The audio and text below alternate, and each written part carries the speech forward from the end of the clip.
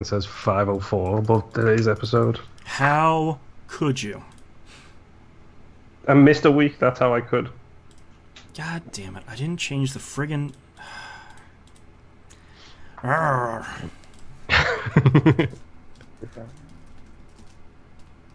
Oh, YouTube notification, which means we're live on YouTube. Probably. Alright, let me change that on Restream here. I should probably pull up YouTube and Twitch. The Twitch. I got my Twitch open, I hope, and I hope it works this time. I've been fucking fiddling with my phone for about a week, trying to get it to actually work with certain things. Like, with Twitch, it just shows a still screen of the video, and that's fucking it. Great. Huh? Alright, we're live on YouTube. Yep, we're live on Twitch. Channel. Let's mute that. No, I don't want channel. I want dashboard. Hit the gear. Indeed. Hit the gear. Twitch, you're the worst.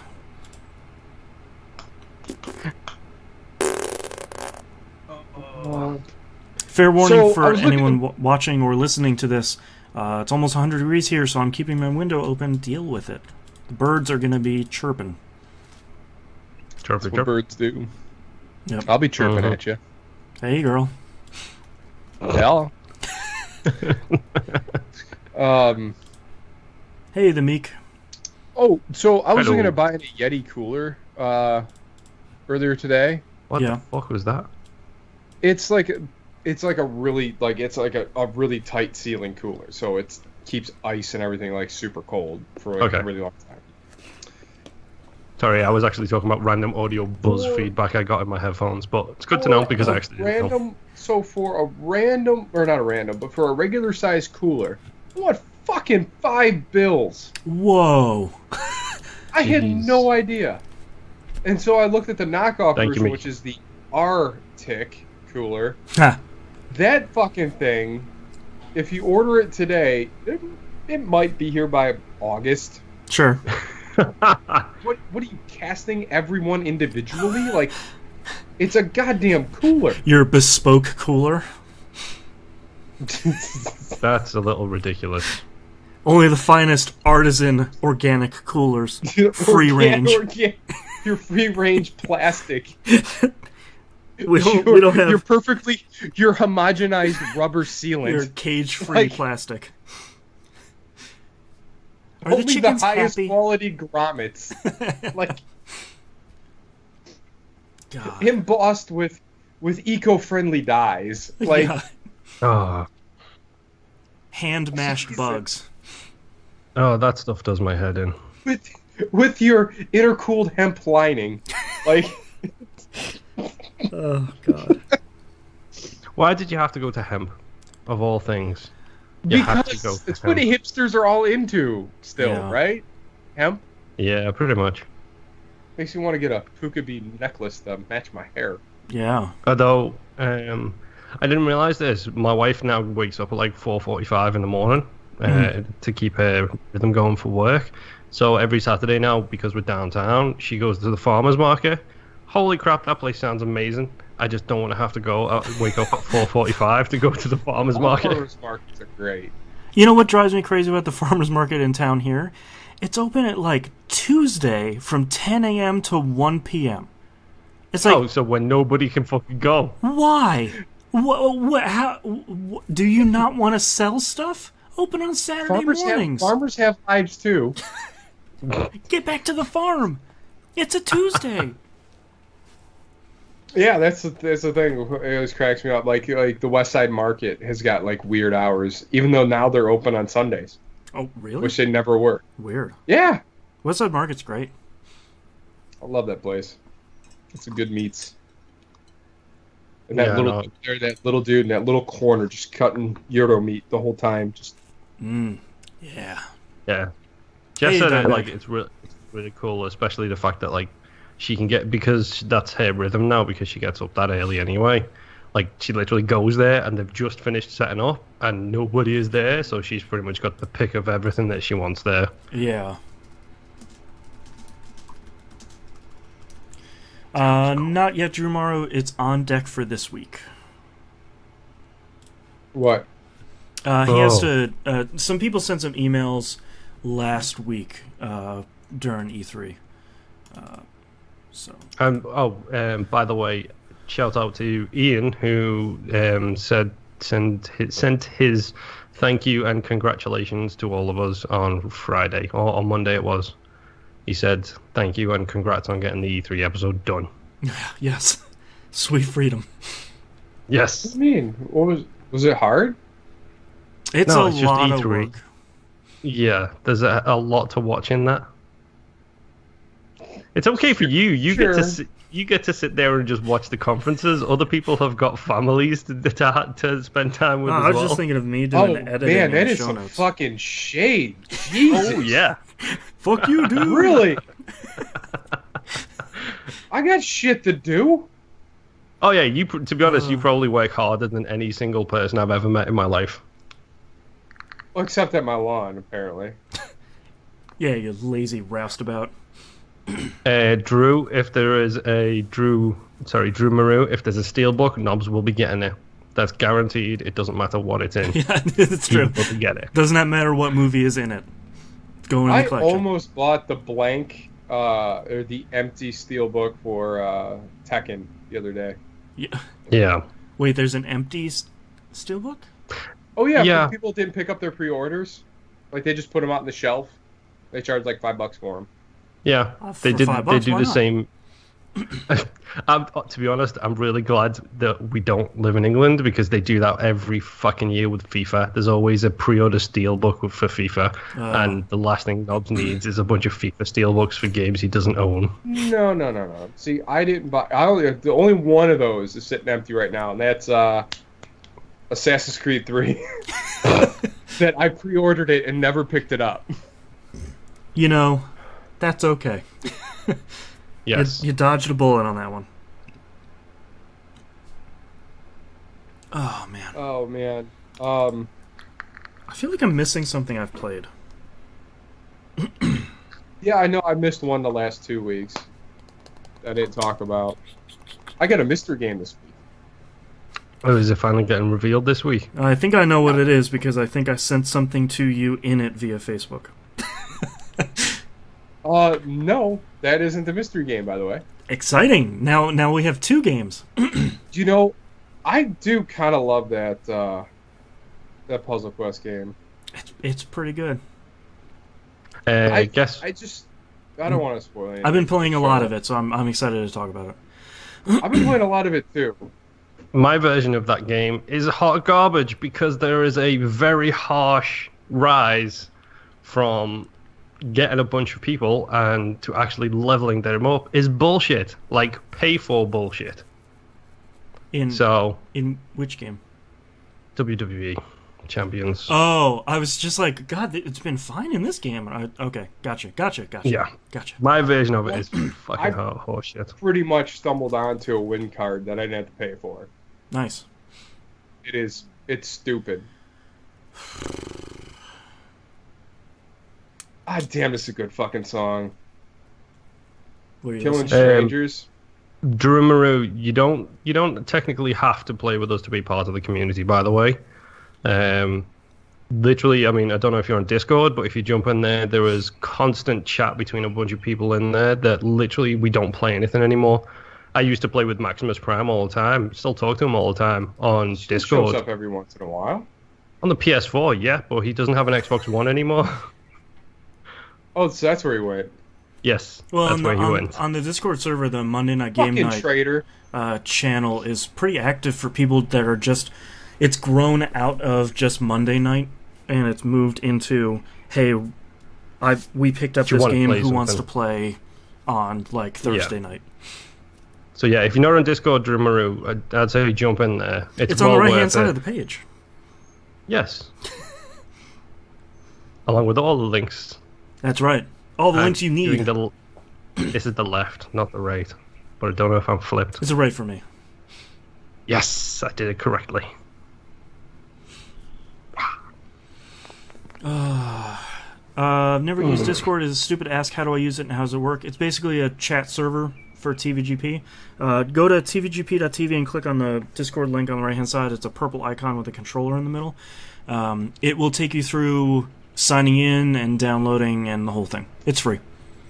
And it'll join you on the server. Handy. Yep.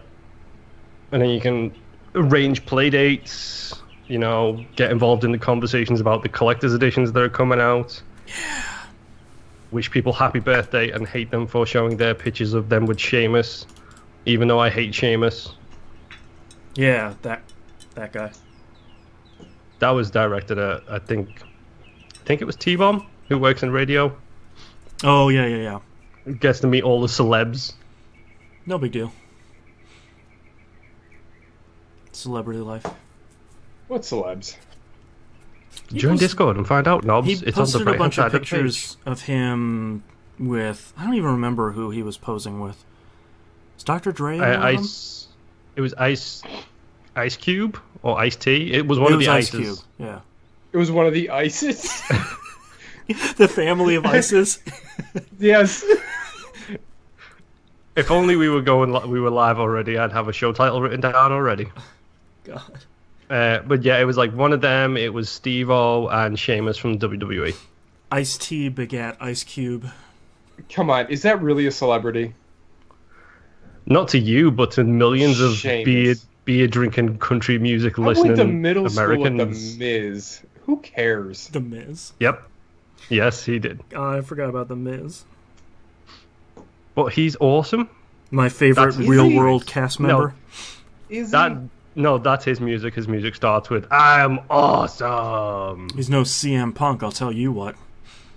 Fuck you, you don't talk about CM Punk around me, you little bitch. I know nothing about CM Punk. What is happening right now? I know like 5 wrestlers' names and I'm just pulling them out. Well, you didn't just name a wrestler's name, you just named a UFC fighter's name. Oh, I know. I remember. Donk the Clown. Let's talk about some classic WWE. Doink. It's Doink. Doink. I know that one. Doink. What's up, Billy Gunn? Huh? Yep. What's the 2 things that came before Billy Gunn? A billy club and a gun, and they got together, and that guy came out. Weren't they part of the Wild Guns or something? It was like a tag or a Holy. You are going even back before the Attitude Era here. You're talking, I think it was the Smoking Guns, and it was Bart Gunn and Billy Gunn. Quote, a very great man. I drink and I know stuff. But that's the thing that makes me laugh, is you went before the Attitude Era, when most people who know wrestling know Attitude Era wrestling. No, this is like some classic 80s shit. Oh, yeah. When shit was fun. Yeah. He's talking about like late 80s, early 90s. Hell yeah. And then you know what? I started playing a lot more video games. And now all you can talk about is fucking coffins. Coffins that you fire to stay off the ground. Never mind. I'm really confused on this reference. I can't remember what game it was, but there was a game you were talking about where you literally have a fucking coffin with a gun in it, and you have to fucking keep shooting. Gungrave. Yeah, Gungrave. There you go. Gungrave 1 and 2. You're combining 2 great games right there. You're combining Gungrave and Gun Valkyrie. The 2 guns. Yes. Yes. Yeah. I can see how that can be confusing. The family of AKA guns. the Smoking Guns from the late 80s, early 90s. God. Or we can go back to Wild Guns. That was a good SNK game. Yeah. I'll be honest, like, I'm surprised I'm allowed on this podcast with how little of the seminal games that you two both love I have not played.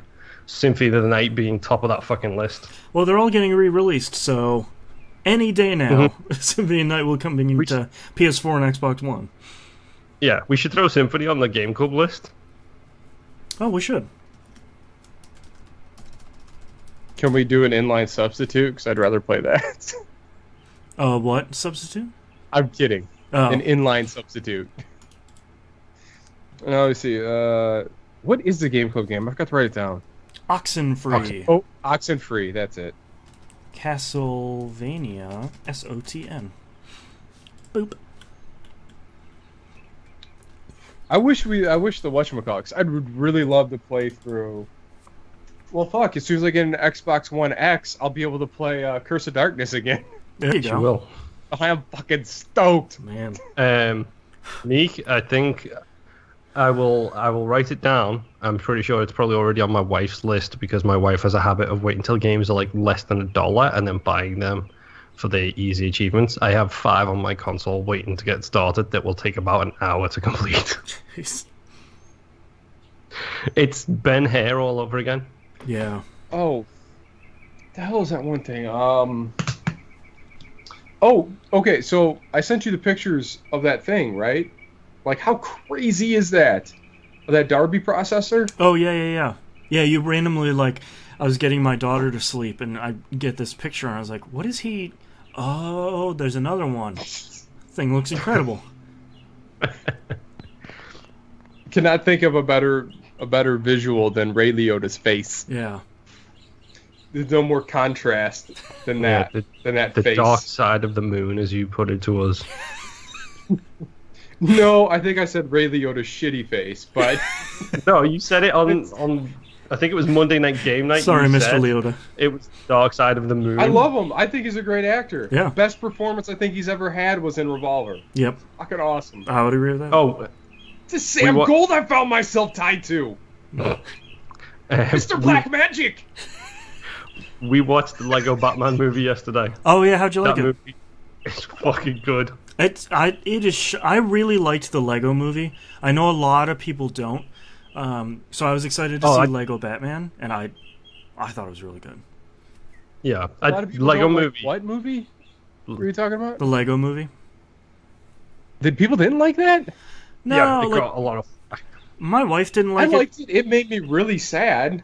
My wife didn't like it because it was kind of manic for the majority of the movie, and it's like, well, it is a kids movie primarily, but live action Will Ferrell is in it.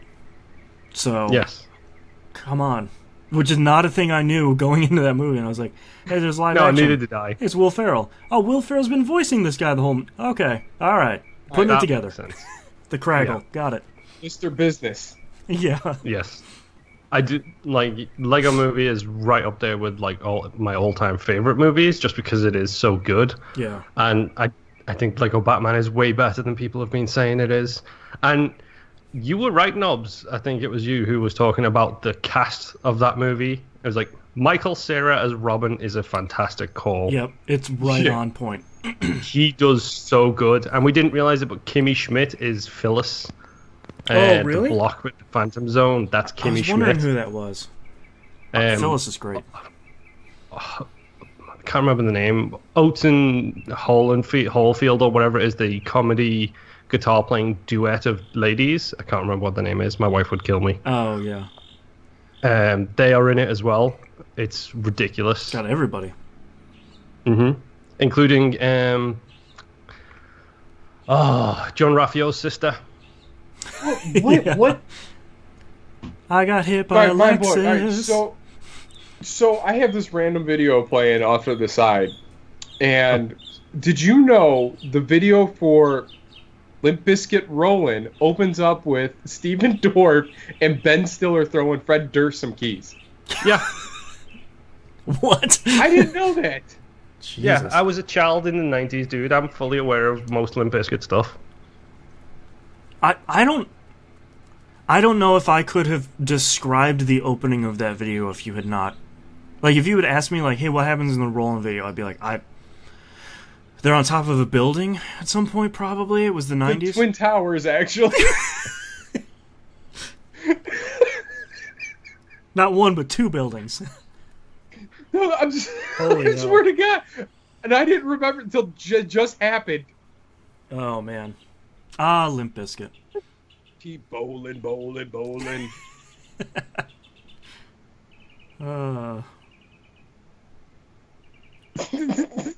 I got nothing to follow that up with.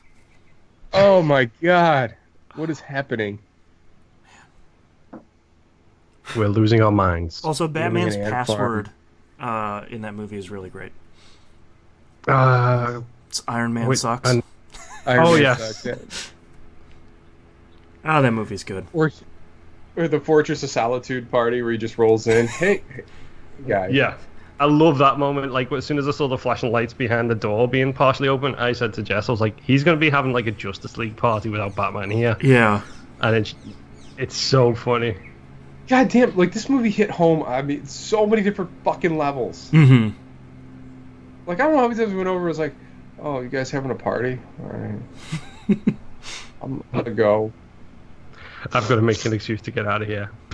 Bye. Yeah. Bye. So good. Suck. Be kicking dirt.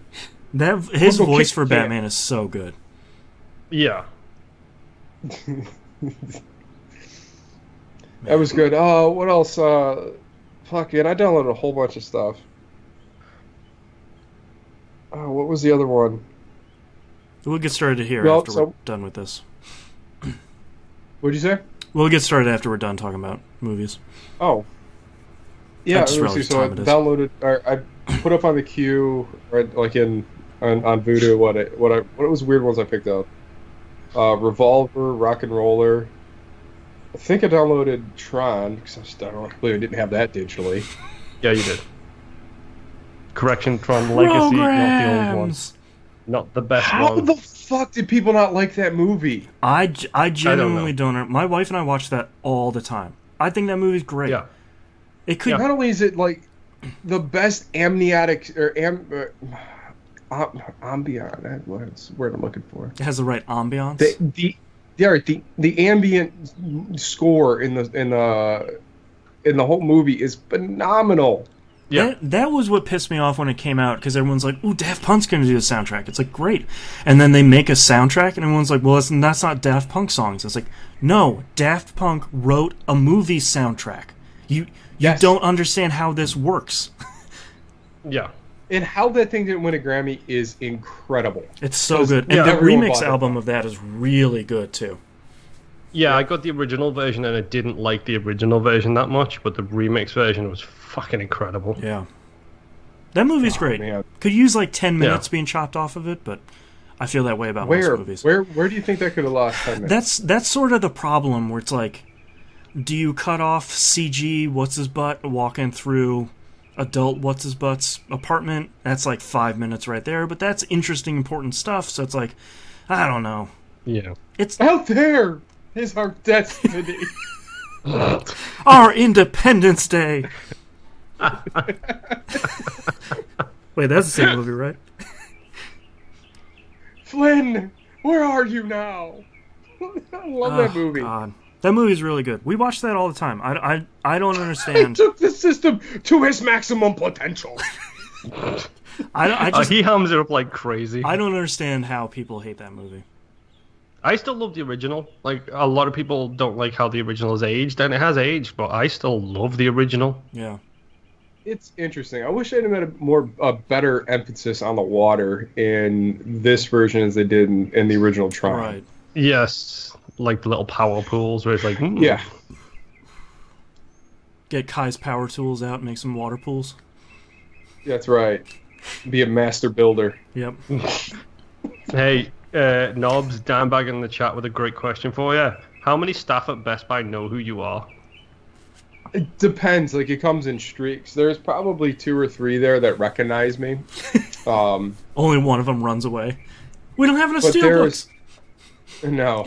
There isn't anything like that. Well, the people in Macedonia definitely know who the fuck I am, because I had to go down there and I'm pitched a fit every time I had to drive out there to pick up a pre-order. Oh, yeah.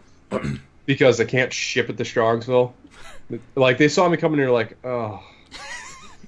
Yeah. Oh. Put the greenhorn out behind the desk. You know what this is about. You know what you did. I want to talk to this guy. He's going to call me a piece of bakery. I don't even understand. He's calling me a biscuit, but it hurts my feelings. Biscuit. What is it supposed to mean? I don't know, but it hurts. I don't know.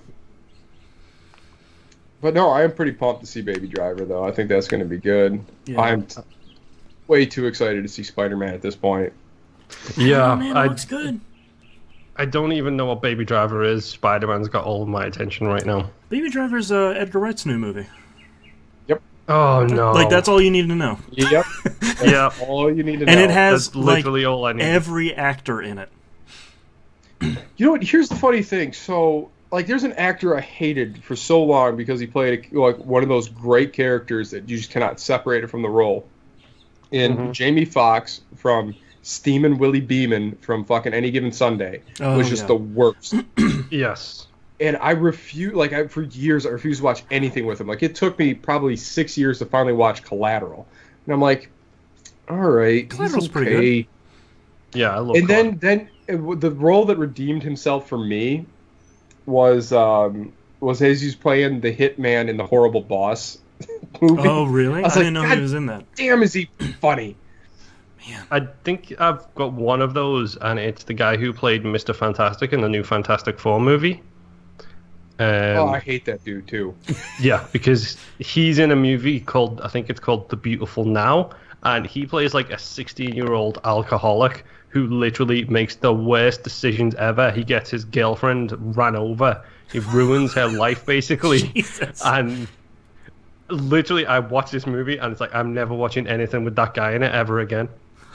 My wife is the exact same, to the point where there is an Anna Kendrick movie where he is the lead male opposite her, and she won't watch it because he's in it. And she loves Anna Kendrick. Well, oh man, all right. So the other one would have been Sean Penn, and he didn't redeem himself to me from the crappy lawyer in Carlito's Way until Hold on, I'll be right back. The Secret Life of Walter Mitty. Oh, I still haven't seen that. They're like, Sean Penn is that photographer might be the best thing in the world for me. Yeah. Just from that one little scene where they're sitting on oh fuck, I can't even spoil it for you. Fuck. Thank you. Well, that's up there if you ever want to watch it, because I love that movie.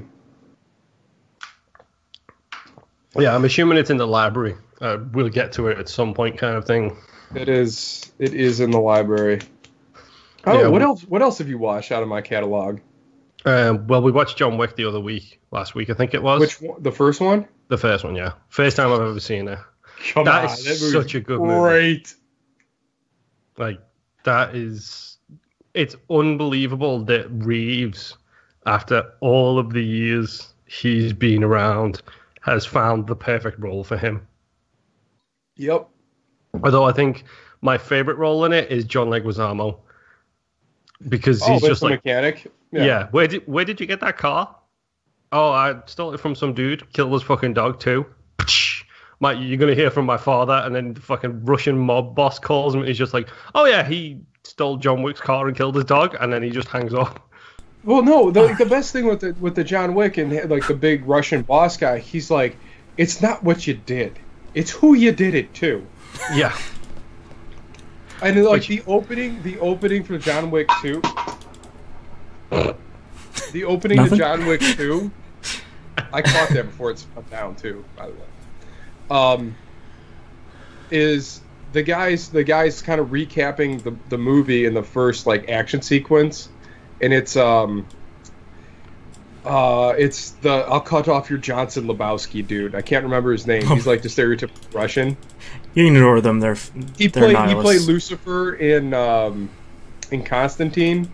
Oh yeah. And was that a great scene with him? Oh, yeah, I still love that movie too. Oh, what the hell was it? There was so anyway, he's like, he killed 3 dudes with a fucking pencil. Who does that? Fucking pencil. Like, oh. Yeah, I remember hearing the Bamfcast talk about it and how the hype man, John Leguizamo in 1 was a good little hype man, but the guy in 2 was a much better hype man. Who was a good hype man? John Leguizamo was a good hype man, but the guy who plays the hype man role in John Wick 2 is better. Yeah. I don't know.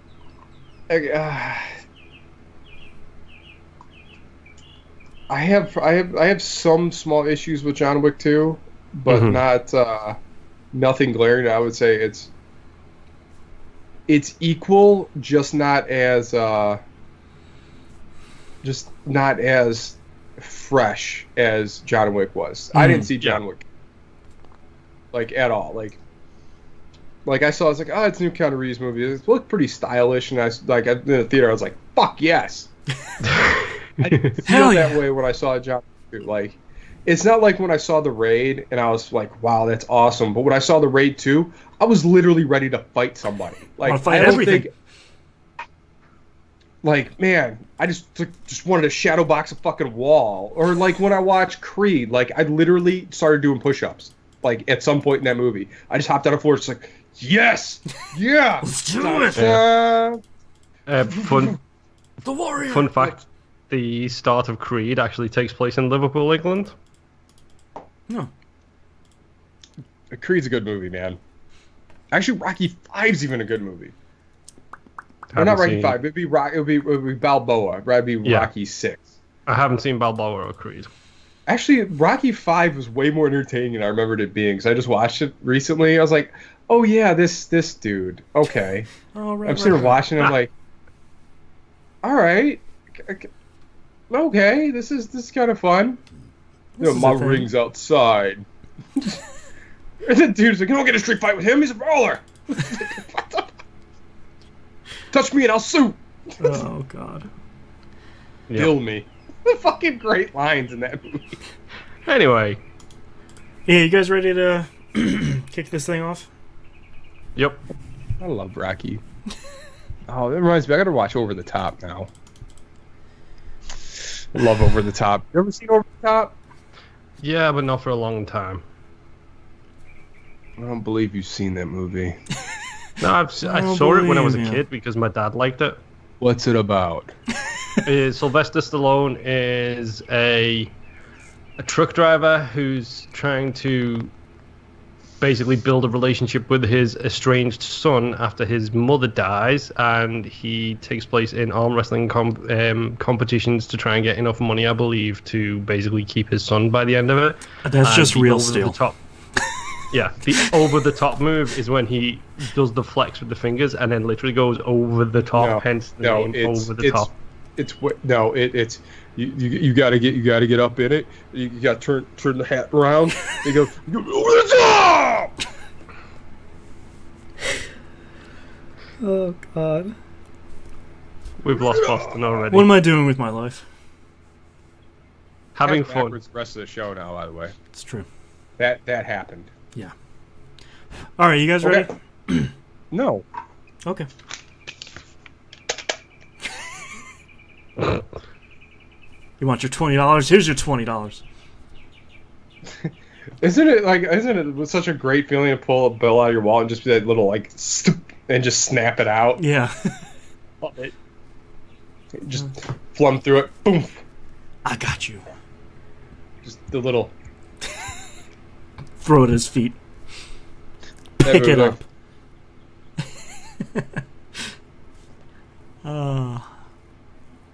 Let me get past the hundreds first.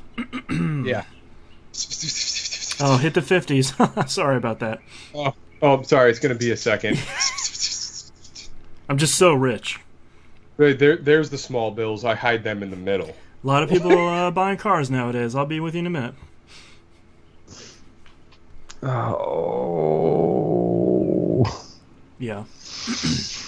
All right, Knobs, you got what you been playing? Mm-hmm. No, that was not my spit cup. Moon, are you ready? Yes. Knobs is disappearing. Over the top. Hey-o. All right, let's get started in 3, 2, 1. Welcome back to another episode of That Video Game Podcast. I'm your host, Boston. Joining me as always is Knobs. Hey-o. And Moonpeer. Hello. Let's just dive right into it. Knobs, what have you been playing this past week, including apparently a mystery game? All right. Okay, so I know we played Battlefield 1. I don't remember if that was Monday night. That was Monday. Do you want the list as well? We also played. We played Battlefield 4 at some point, didn't we? I didn't. The family of Battlefields. So you must have. We did. No, I actually played Battlefield 4 campaign. Because why not? Because I need to find those guns that are buried in that game, in the campaign mode. It's driving me nuts I don't have them. So now I'm like searching Battlefield for 4 more guns that I'm probably never going to use, but oh well. I can quit anytime I want. Enjoy your achievements that go with that. I don't care about that. I care about the guns. You just want the guns. The guns. The guns. Too many vets. But no, like, we had a good time. Actually, Battlefield 1, since I turned the motion blur off, is way more entertaining.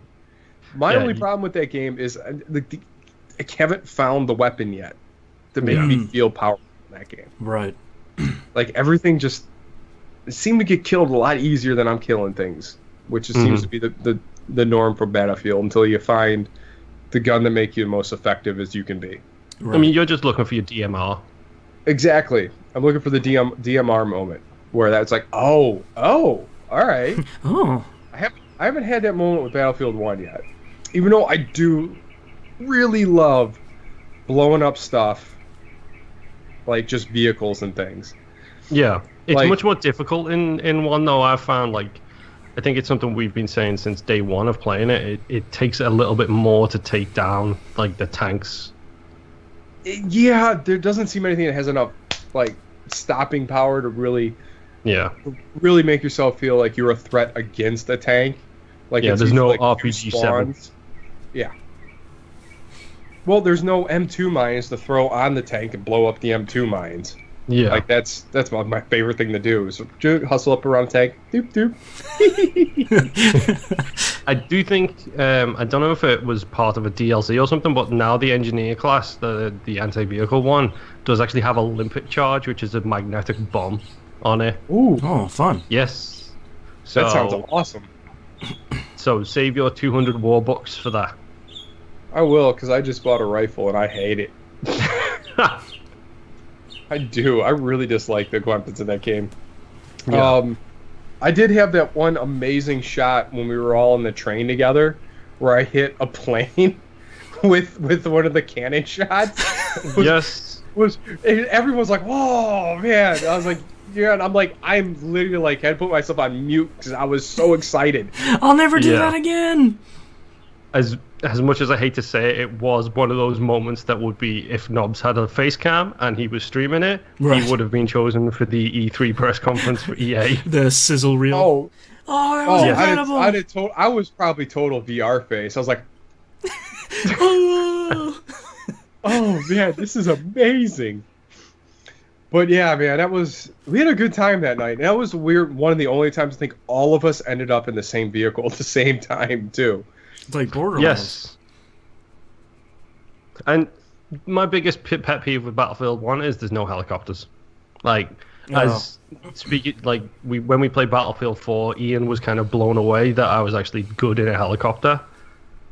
Because it's like that has never happened in like the 9 years we've been playing that game. I know, but I think you guys know it, but I don't think Ian's ever seen someone who can actually pilot them well, rather than just, I'm going to use this helicopter to get on top of that tall building, which is what everybody seems to do in those games. But the Battlefield 1 air vehicles, they're really fun, but they're really difficult to control. Really difficult. Understandably, which I imagine would be flying in World War I would be difficult to begin with. Yeah. Yeah, and they're all made of paper as well, so, you know. Oh. Credit where it's due. For the record. It's like the helicopter would be like that crappy helicopter from Mad Max. Like the Thunderdome helicopter. That does not seem safe at all. It really doesn't. For the record, though, it was Nobs, Scott, Duffman, Tomsy, and me. That was the Monday Night Game Night crew. Nice. For Battlefield 1. I don't know about Battlefield 4 because I wasn't there. I don't think it was a lot of us. I think it was maybe 3 or 4 of us. Maybe 5. I think Scott was there, Ian was there, I was there. I don't really remember. Tom Gamer probably fell asleep like he normally does. Just don't make him host, you're fine. You know, as long as we don't need him for progress, it's fine. Sure, yeah. Whatever. I honestly think he literally joins in the party because we lull him into a sense of sleepiness. Yeah. Depending on the volume that I get wound up that night. Yeah. Let me see. I played some more Little Nightmares. Oh yeah. And Yes. I started this game. I am honestly surprised you keep playing it, Nobs, because it's essentially Limbo. Yeah, this game really isn't for me. Yeah. I'm stuck in one spot where you have to climb up the little grates, and then I light this torch, and then I don't know what to do. I jump on the swingy crate in the middle, and I'm like, now what? It's not for me. The swingy crate in the middle, as in the swingy crate with the chain. Yes. Climb the chain. You can climb the chain. I didn't know that. Yes. That didn't even dawn on me that was even a possibility. Yeah. That's sort of the problem about these games, where it's like, cool, where do I go? Yes. And it's like, oh, I need to do the thing I didn't know I could do, and I needed to hold up. Well, I feel a little bit silly, but also maybe you should have told me at some point. Yeah. Well, yeah, like it took me forever. Like I was trying to pile up like toilet paper rolls to try to jump and grab this thing, and didn't realize there was a whole crate of toilet paper rolls I could have just dragged over there. Mm-hmm. I just make everything way harder than I need it to be. So you have you bumped into Long Arms yet? That's all I'm going to. No. Okay. Oh, is that the dude that you hide from in the rooms? Yes. Or like you're hiding under the bed? Yes, that's. Why am I Long Arms. motioning everything I'm doing with this? We do put out a video version. Yes, we do. Yeah, he is blind, so he will not see you. He will only be aware of your movements when you actually move. And he smells Yeah. The game is actually kind of interesting because I think I'm up to the third area now. I've been playing it as well. Big thank you to Jimbo Jangles, I believe it was. Yeah. Mm-hmm. It's very Limbo-like, except with this. You remember the bit with the spider in Limbo? Yeah. It's like that constantly because you'll get a couple of sections where it's like puzzle platformer. The game is beautiful. Like it's very simplistic design-wise, but everything they put in there is so well rendered and so well lit. Got a cool really style. do love the way it looks. Yeah. Why does the light kill you? Like the God Eye thing on the wall? Like, what is that? I don't know. It's Is a God eye that thing. one of the adults that didn't hang themselves? I don't know. It gets really. I'm not. I mean, I'm serious. I mean, No, there's- I believe you. It the game's gets dark. Mm-hmm. It gets darker as well. Oh, boy. jeez. Do I get a red raincoat now? No, but you get a really big scarf if you collect a bunch of stuff. Yeah, I don't care. Oh, it's like Journey. I know. No, you don't get a scarf. It was a joke. Okay. Get a shinobi scarf. Is it olive green and red like Freddy's No, sweater? unfortunately, no. That'd be great. Well, I mean, I'm loving this game. This is right up my alley, this type of game. This is Limbo. This is, what was it, Beyond? Or Inside. Inside, thank you. It's so that kind of... It's that kind of game. I'm loving the presentation of it. I'm loving the style. The sound in it is incredible. Like, whether or not it is on a ship, but everything rocks backwards and forwards like it is on a ship, and the sound of just, like, creaking in the background is quite tense, to be honest. It is, yeah. Just the ambient noise in that ship. I mean, just the creak and the sway of the hull, that creepy room with the seesaw and the train. Like, No, thank you. It's Yep. atmospherically terrifying.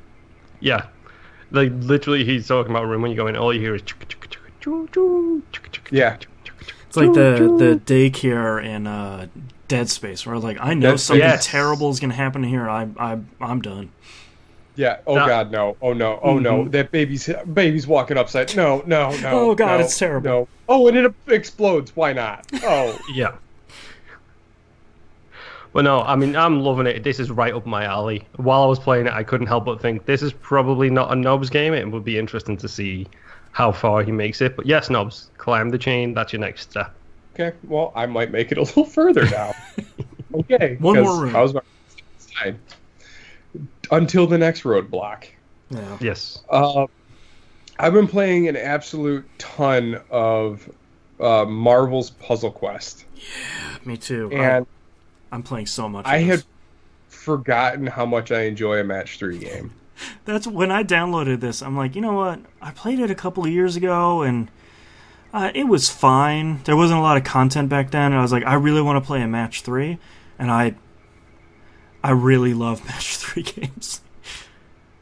Especially when they're done well. Like my one thing that's always been making me laugh is everyone is screaming in this. Every time someone just going every time all the porches are like, hey. Like, everyone's mouth is like double jointed, jaw open wide. Yeah, just yelling the whole time. Especially Venom, because his jaw is like 6 feet long. Yeah. That's also cool. Like the one that cracks me up is Thor. Thor always looks like he's screaming. Yeah, Thor. Some of the art in there is a little not great, but most of it is pretty solid. You know what? I love the covers in this game. Like they're bringing like a lot of nostalgia for me. So for anybody that hasn't played, basically the covers are basically you're rolling, you're spending these tokens that you're picking up to get comic book covers. If you don't have the character, the first cover you get for that character, you'll be able to recruit them, and then future ones will let you level their skills up. They have 3 different types of skills. Yeah. I cannot get rid of the Juggernaut covers fast enough because I am not going to use him. He's actually the best 1-star. He's the only 1-star character I've left because he can clear out the 1-star daily quest just by himself. Well, really? Yeah. Once you get him up to level 40 or 50, I think it is. No pun intended. He steamrolls pretty much everybody there. Right. So, like, I've been loving playing with some of the Dark Adventures lately. So I've been using Bullseye as Hawkeye. Yep. Because I love that comic too. I've been using Ares. Oh yeah. Ares, and I've also been using Moonstone dressed up as Captain Marvel. Yeah, Moonstone is one of mine. I have her leveled up to something like level 90 or something. But right now, like my 3 mains right now are Riri. Is that how you say it? Riri. Riri Williams. Yeah, Riri. Yeah, Riri Williams, the new Iron Man. Ironheart. She's pretty good. Ironheart, yeah. Yeah. And then the Black Panther, because his special hits everybody at the same time. Yep. Which is awesome. I'm using Classic Storm for that. She hits the whole party for 2,400. Yeah. See, what 2,400? Yeah. Man, I just sold her. The thing I would recommend. So I got to give a huge shout out to a skewed one on the Discord server. He's been helping me. He's been playing it since it came out, like 3-4 years ago. So I've been bouncing a lot of questions that I've seen out there. I've been doing some Google searching where it's like, okay, I got this cover for like Thanos. Is he good? And it's like everyone's like, well, yes, use him. He's really great. I asked him, like, I've been seeing people saying, save covers into champ people, and I was like, cool, what's that? What is champing? So I just champed my first character as Captain America. Basically, once you collect, it's like 13 covers, you can only have, they have 3 powers, each power can level up to 5, but you can only have 13 total, so you have to pick one of them to be at level 3, or however the math works out to be 13 between the 3. Once you get 13 covers, you can level them all the way up to their level cap. And if they're 2 stars or higher, basically once you get to the level cap, you can spend a bunch of ISO 8 to break their level cap. And then after that, every cover you get from that character will raise them 1 more level and get you rewards. And that's called champing them, because you're turning them into a champion. So, like, my Captain America is, like, level 103, and he broke the level cap. His level cap is, like, 95. So, I got this random legendary card, or legendary cover for Grounded Star-Lord. Okay. And, like, he started off at 260. Now I have him up to 270. Nice. and he is crushing it. It's like he has like 13,000 hit points. He's like a everyone else has like 2,000. Yeah, if that. I don't think I have any 4-star characters actually, or 5. No, I have a couple 4 stars, but like Gwenpool, Howard the Duck, Agent Coulson. Gwenpool, that's nice. I don't have any 5 stars. Yeah, like, and I don't even realize how I got him, or I haven't tried to repeat it because I know I'm not getting any more covers for him. I don't know how that's gonna work. Probably a lot. Probably some token that you got. Are you doing the daily quests? I don't know what those are. So if you, I'm literally just like min-maxing the prologue right now. Yeah, I'm still going back and doing some of that stuff because the rewards are really good. If you go to on your main screen, I know. Sorry for anyone that's a little bored and isn't. Are you talking about recruit heroes? No, go to the story tab instead of prologue. Yeah. And then all the way to the right, Deadpool's daily. Oh, Deadpool! All right, that's the daily. Yeah, it changes every day, and you should be able to clear probably the 1-star and maybe the 2-star.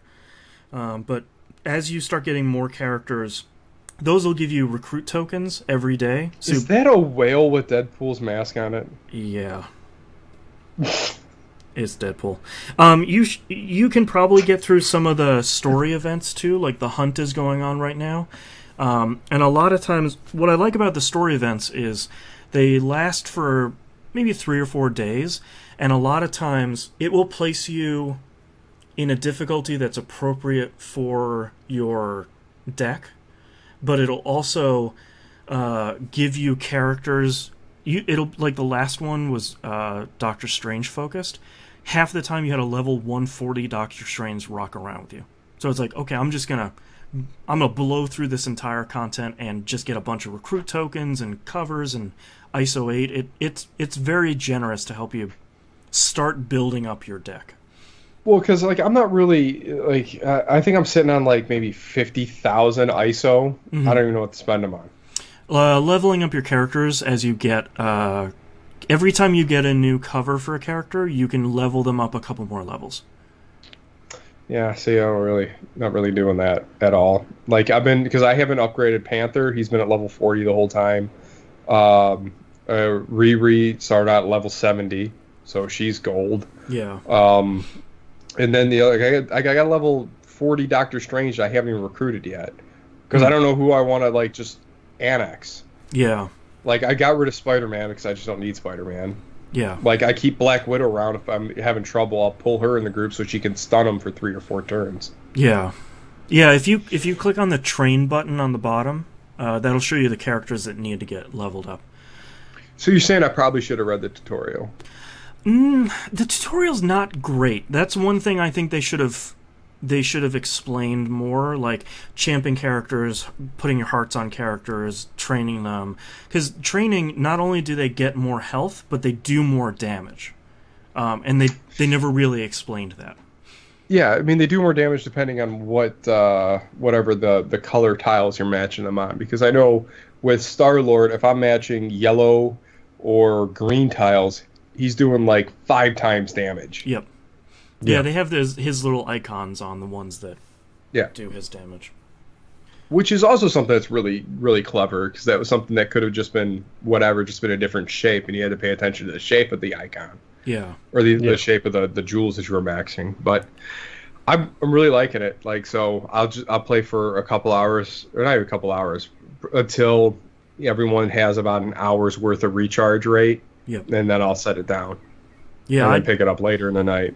I do the same thing. Like, one of my first things I do in the morning is I'll blow through as many of the daily quests as I can. I can usually clear out 1-star, 2-star, and 3-star if I have the character that you need to go through with the 3-star. And that gets me, like, a couple of taco tokens, which are basically, you get to use those every day for pulling some stuff out of the vault. And it's usually, like, high-level character covers. But I'm sitting on like 55 recruit tokens right now because I have 37 characters and I don't have enough hero tokens to get more spots. Yeah. So. Yeah, because I got 19 and I've probably got 7 sitting in my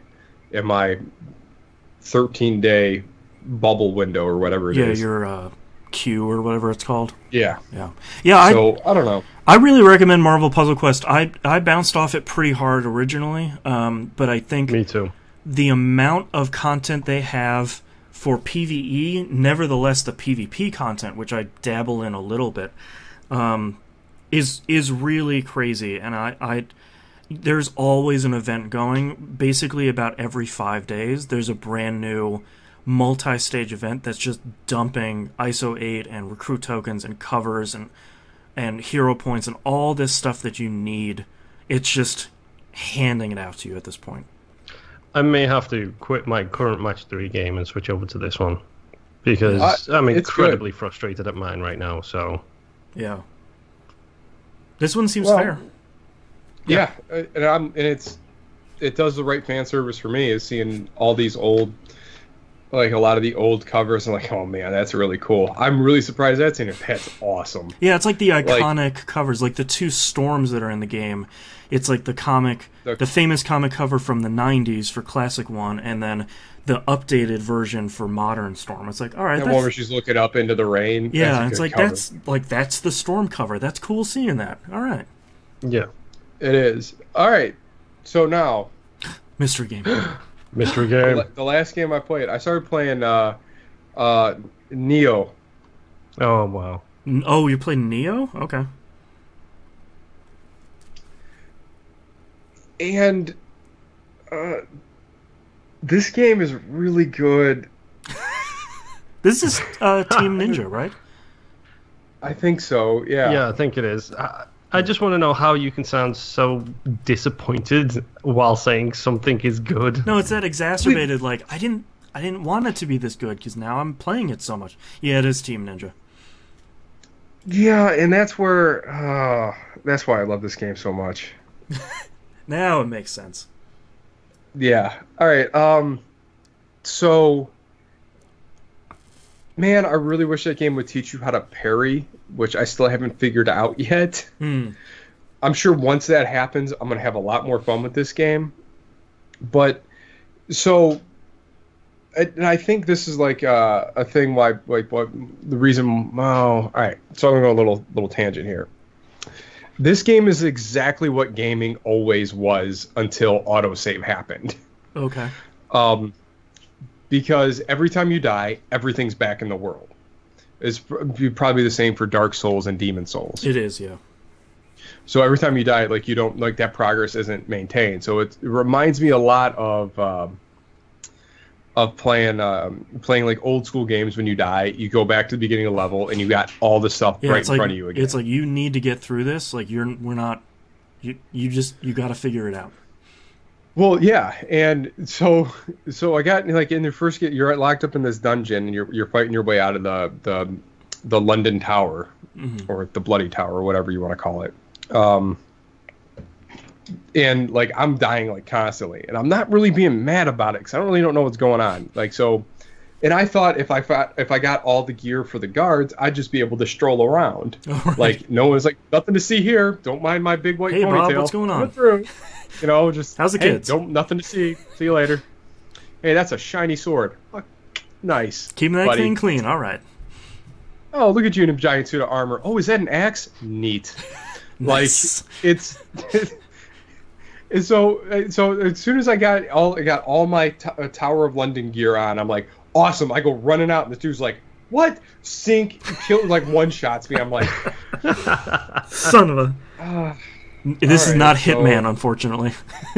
So now I have to slaughter you all. Yep. Which is next to impossible to do because, man, there's just so many dudes. And there's, like, not enough... You don't get enough health back from having whatchamacallit. At that point, it really doesn't teach you anything much about the systems either. It sort of sounds like the beginning of the Souls games, where it's like, I'm getting beaten down, but it's my fault. I need to get better, and I need, like, if I want to keep progressing, I need to do the beginning parts as flawlessly as possible to get further and further. Yes. Okay. And essentially that's what it ended up being for me. And fighting in tight quarters, and I'm, like, going to swing this big axe that I picked up from 3 deaths earlier, and I'm hitting the wall, and I'm like, oh. Guts, you gotta get a smaller sword. Yep. Whereas this, man, if I was Guts, I'd just swing through the wall. That's just true. knock down the whole building. That's true. So I get through this opening area, and then I fight the giant executioner dude on top of the Tower of London. I'm like, awesome, cool, I'm out. And all of a sudden, here comes the dude, breaks this gem, and resurrects a giant monster. I'm like, oh, really? Son of a... Yep, that sounds like a Souls game. Yeah. So anyway, so like earlier in the game, it tells you that to dodge, you hold the block button and then hit like A in a direction. I'm like, okay. So every time I go, like I'm sitting waiting, I'm like, okay, ready to dodge. Wait, oh, I'm dead. All right, ready to dodge. Ready to dodge. Oh, no. So then I realized as soon as you lock on, then you can literally like jump around like a God of War game and just dodge away. I was like, oh my god, this would have been so much easier if I knew this like 2 hours ago. I would have been further in. So you get through that area and you jump into the lake and you wake up and then you're in the dojo. Then it actually teaches you shenanigans about the game. So like the different like stances and stuff to hold weapons at. You have different sorts of combos and whatnot, depending on how the enemy's coming at you. Like if they're holding their stuff up high, or you go low. If they're, either or, you go middle, whatever. So it's different levels of strategy and whatnot. So I wash up on shore. I get in this thing and I fight this. There's like a sword in the middle and it has like this random loot wheel. There's a ton of loot in this game already. I'm only in like the first area. I'm like, oh my god, this game's gonna kill me. So. So anyway, so I go in there, I pick this guy, I'm like, okay, cool. I beat him up really quick. I'm like, all right, I think I got the hang of this. So I go walking out, and I was like, oh, there's a piece of shiny thing, and boom, I fall into a void in the water. I'm like, at no point did this warn me that this was going to happen. But now you know. Again, that sounds like a Souls game. It really does. I'm going up this stairway. Whoops, a boulder hit me. Okay, I will try that again. So I go back to the shrine with the Kipling things, or whatever the little doodads are, the fairies, and I go back and I go pick up my sword and all my gear, beat the guy again, and I get up there and I go fight another one of these guys, and like, it's really good. It looks awesome. Yeah, it really does. Oh my god. So, yeah, I'm gonna be playing that for a while. I really want to play that. It's on my list for this year after, 15 other amazing games that came out this year, especially since it seems like Team Ninja has finally gotten their head back on right when they stopped trying to make old Team Ninja games. Well, you can only make old Team Ninja games with Itagaki there. You have to evolve past that. Yeah. Because I think Ninja Game 3 was a big misstep. Yeah. Where they trying to well, he would think this was right? Right? Would he think this is cool? Does he think this is cool? I don't know. I was like, no, do you think it's cool? Well, not really. Then it's not cool. Yeah. Like, what do you think is cool? Nioh. Yeah. So that's a game, and like it reminds me a lot of like playing, like I said, when I was going back to the point I was making earlier, is like playing old games where when you die and restarted, you literally restarted. Yeah. Like you had no progress except for whatever you had on your body, which is cool because you got to go back and pick that stuff up again anyway.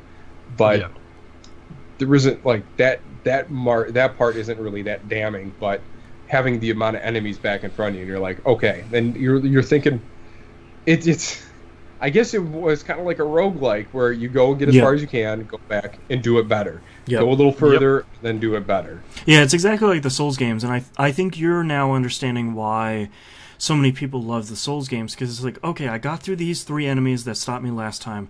Okay, cool. Now nope, I'm dead. Okay, now I know I get through these 3 enemies, and I know there's an archer here, so I can do this. Okay, got past it. No, I'm dead. And it's like you get Dambe asks if you can go back to pick Nioh over Nier, which one would you pick first? I think you know the answer to that. I think it's the one he's talking about right now. I don't know. I don't know. Like the more the time passes, my rage subsides a little bit. Like it's because like I fell into a trap that I was pretty sure was coming, but I didn't believe it. Yeah. Always trust your instincts. Yeah.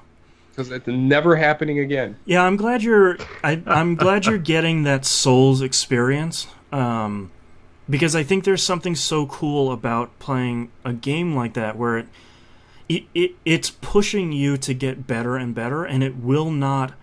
The screen never pops up, and it's like, "Hey, man, you died 15 times on the same guy. Like, do you want us to get rid of the enemies?" It's like, no, you need to get better. You need to get back to your body. If you left it in a bad spot, I'm sorry, it's gone. Yeah, you know. And the funny thing is like that's the punishment I put myself through with like Ninja Gaiden and Ninja Gaiden Black. Was because, man, for no reason at all did you have to play that game on the hardest difficulty. Yeah. For no reason at all. But for some reason, with that game, was kind of goaded you to do it. Yeah. And I don't remember how it did it. Are you good other enough? Than, or it was just for straight up bragging rights. Like, it was just, like, you didn't unlock anything special for it, I don't remember. Maybe it was a suit. I think it was like a costume or something. Yeah, like this classic NES costume, maybe.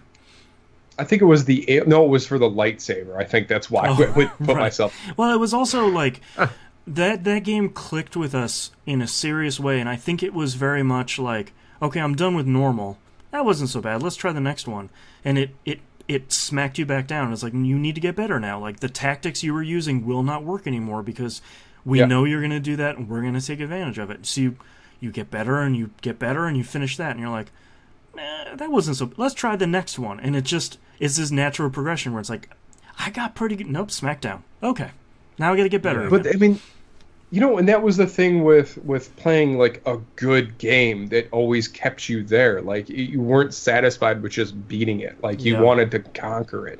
And that was one thing with Dead or Alive, which was something that I thought was always very interesting, is it never, the earlier ones didn't force you to play in higher difficulty. You just got so good at that certain level that you had to push yourself to have any sort of enjoyment playing forward. Right. And, you can bump through the easy mode, unlock all the costumes a billion times, or you could do it in half the time at the second hardest difficulty. Right. And then when we got to the point where you had you only got the costume per level that you pass it on, which is BS. But pay for the game. I want to see all the costumes. Yeah. Whatever. It's just me. Yeah. But no, like it constantly challenge you to improve your skill set, which is something that's, I think, kind of rare anymore. Well, and it rewards you too. Like, it's not pushing you to get better for no reason. It's pushing you to get better so you can keep progressing. It doesn't throw up a roadblock and then there's nothing on the other side of it. There's a boss. It's not like being stuck in a room and having to figure out how to climb a chain. Right. No, I think Mackie, because he's the one who's obsessed with the Souls games from the No Quarters crew. Yeah. I think he was talking about it, and he said, and I don't think I've ever heard it phrased better, but when it comes to just pure gameplay satisfaction, he can play an entire Assassin's Creed game and get some modicum of satisfaction, but every inch of progress in a Souls game is so satisfying because you've worked for that inch. You have learned, you've struggled for just an inch of progress, and it feels so good when you make that inch, then the next, then the feet, then the miles. Like, it's just that. I love that type of game because it can be so rewarding to know I got better, not you made it easier on me. Yeah, and that just, like, I'm only laughing because that's ringing in from Any Given Sunday. Is that Al Pacino speech where the inches we need are all around us. Well, and like, to that point, I'll never forget beating that first boss in Demon's Souls, because I spent hours in that first level just trying to figure out how to fight all this stuff. How do I unlock all the shortcuts? The shortcuts stay open permanently in that game.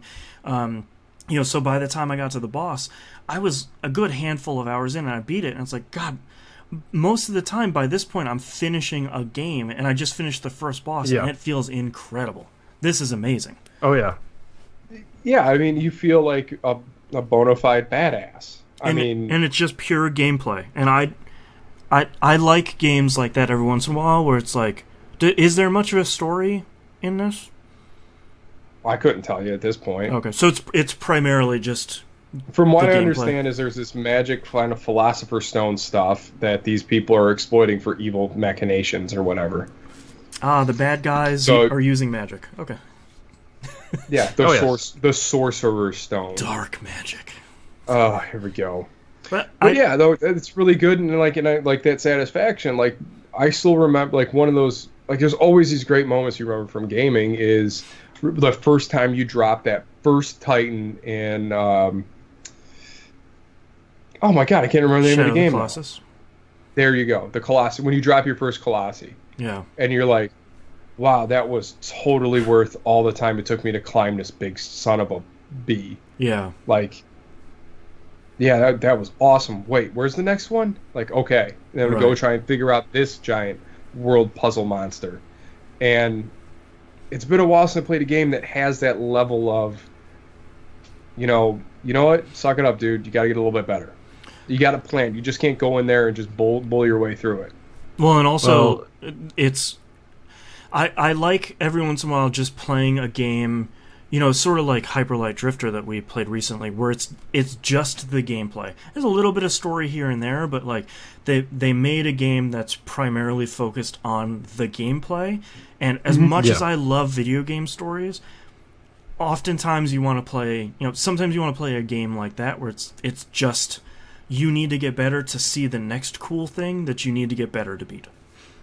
Right. Yeah. And it's something that I've been missing for a while because, right now I probably could be playing Shadow Warrior 2, which for some reason I am not even interested in really picking that up yet for a while. Right.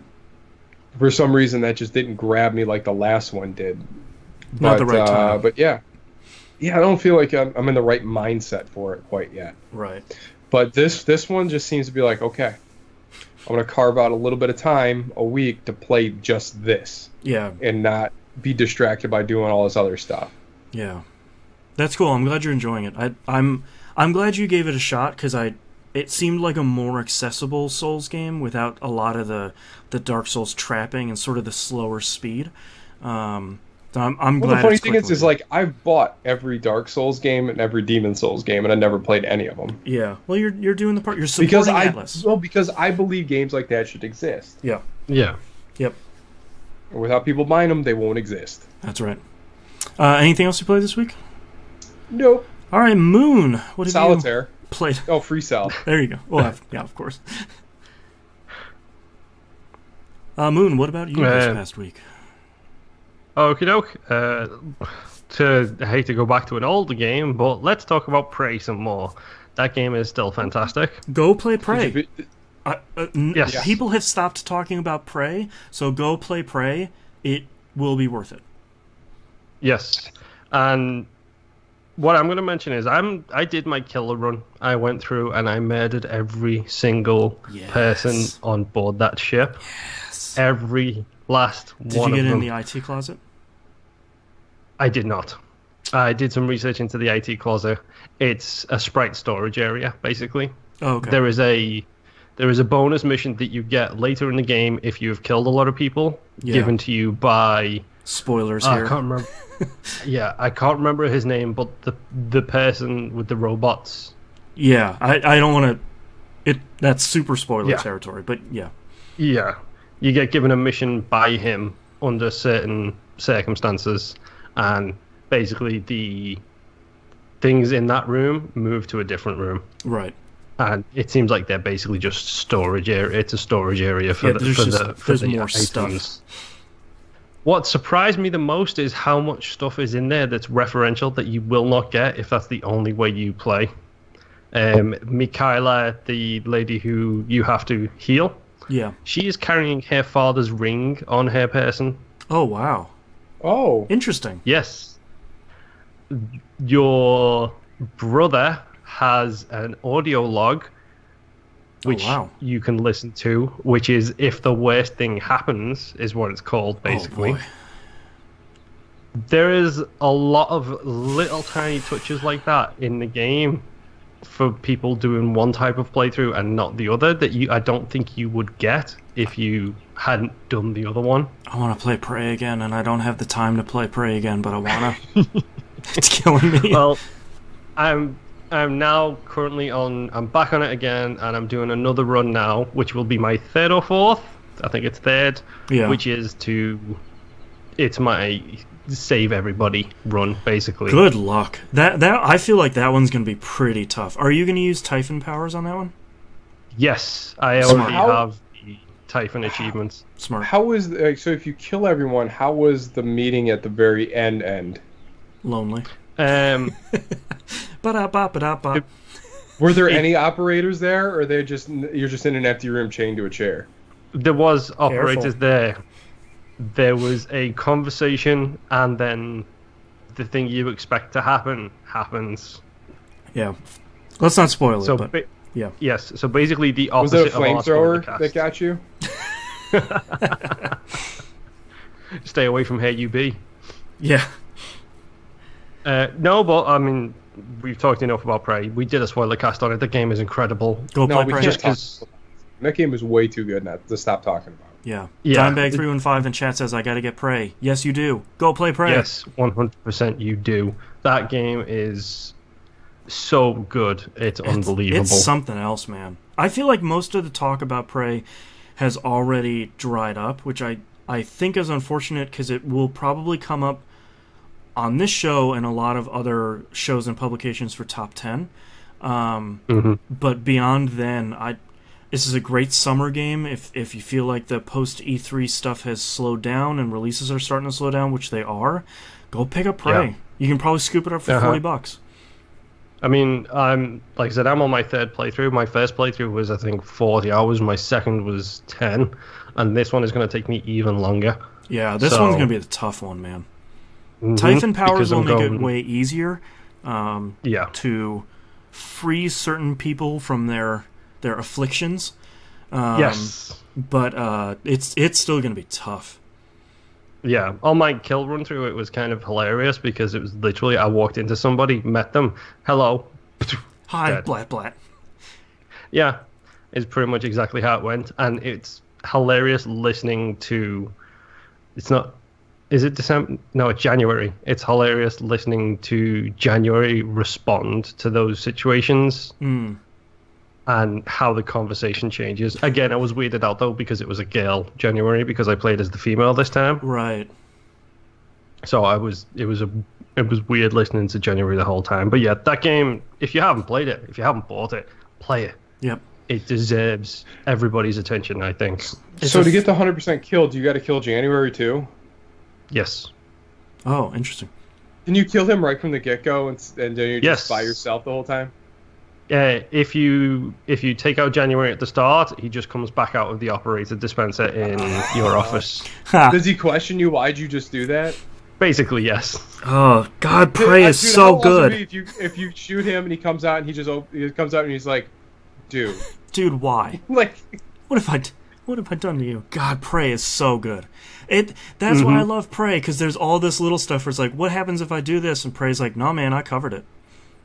Yep. I knew you were going to do that. Also, something I didn't realize, you can get the shotgun literally within about an hour of starting that game. I heard that. I never found that. It's in the security office. You need to use the glue gun to go up a wall in a vent, and you can drop into the security office from above. I found out because I never that way later. I never look up. There are 28 neuromods in that first hour that you can get with little resistance. And 6 of them are in the security office. Oh, Prey. Play Prey. It's ridiculous. Yeah. Moving on from Prey, however, yes, we played Hyper Light Drifter. There is a Game Club game discussion about that.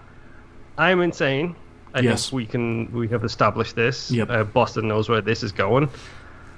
I got the one-shot achievement in Hyper Light Drifter, which is to beat the entire game without dying once. I am astounded that anybody can get this achievement. To me, it seems impossible. It's literally, like we discussed, knowing where the secrets are helps because you can get upgrades a lot earlier. Yeah. And you have to focus on the upgrades which are good for your playstyle. Like, I love the slash dash, not the dash slash, but the slash dash. Right. That's my preferred method of playing it, because not yellow green, green yellow. Exactly. Because you go through opponents and you have invincibility frames while you're doing that. Right. So that made the biggest difference. That was the first thing I got, because it was the third playthrough trying to go for it, because I constantly got by the stupid big crows. Yeah. And when I decided I was annoyed with that method, I went the east instead, and then I got by the stupid tentacle mouths. Oh, yeah. Blech. Yep. You basically have to go up against those two opponents with no real alternative weapon. And something I didn't learn until way too late in this playthrough, you can animation cancel. Firing your gun cancels your sword animation, and vice versa. So... game changer. Yes, if you do swing, swing, gun, swing, swing, gun, swing, swing, gun, you basically get like 9 hits in the amount of time you would have got 3. That's incredible. So and you're charging that your helps gun, a lot. So exactly. Clever. So you basically got an infinite chain of attack there. You just got to make sure you dodge. Right. So that comes in very, very helpful. So if you're going to do what I did and be crazy, do that. Man. Along with Hyper Light Drifter, we discussed, like, I actually got full gamer score on this, which, don't worry, Boston, don't bother writing the next section down. NBA Live 15.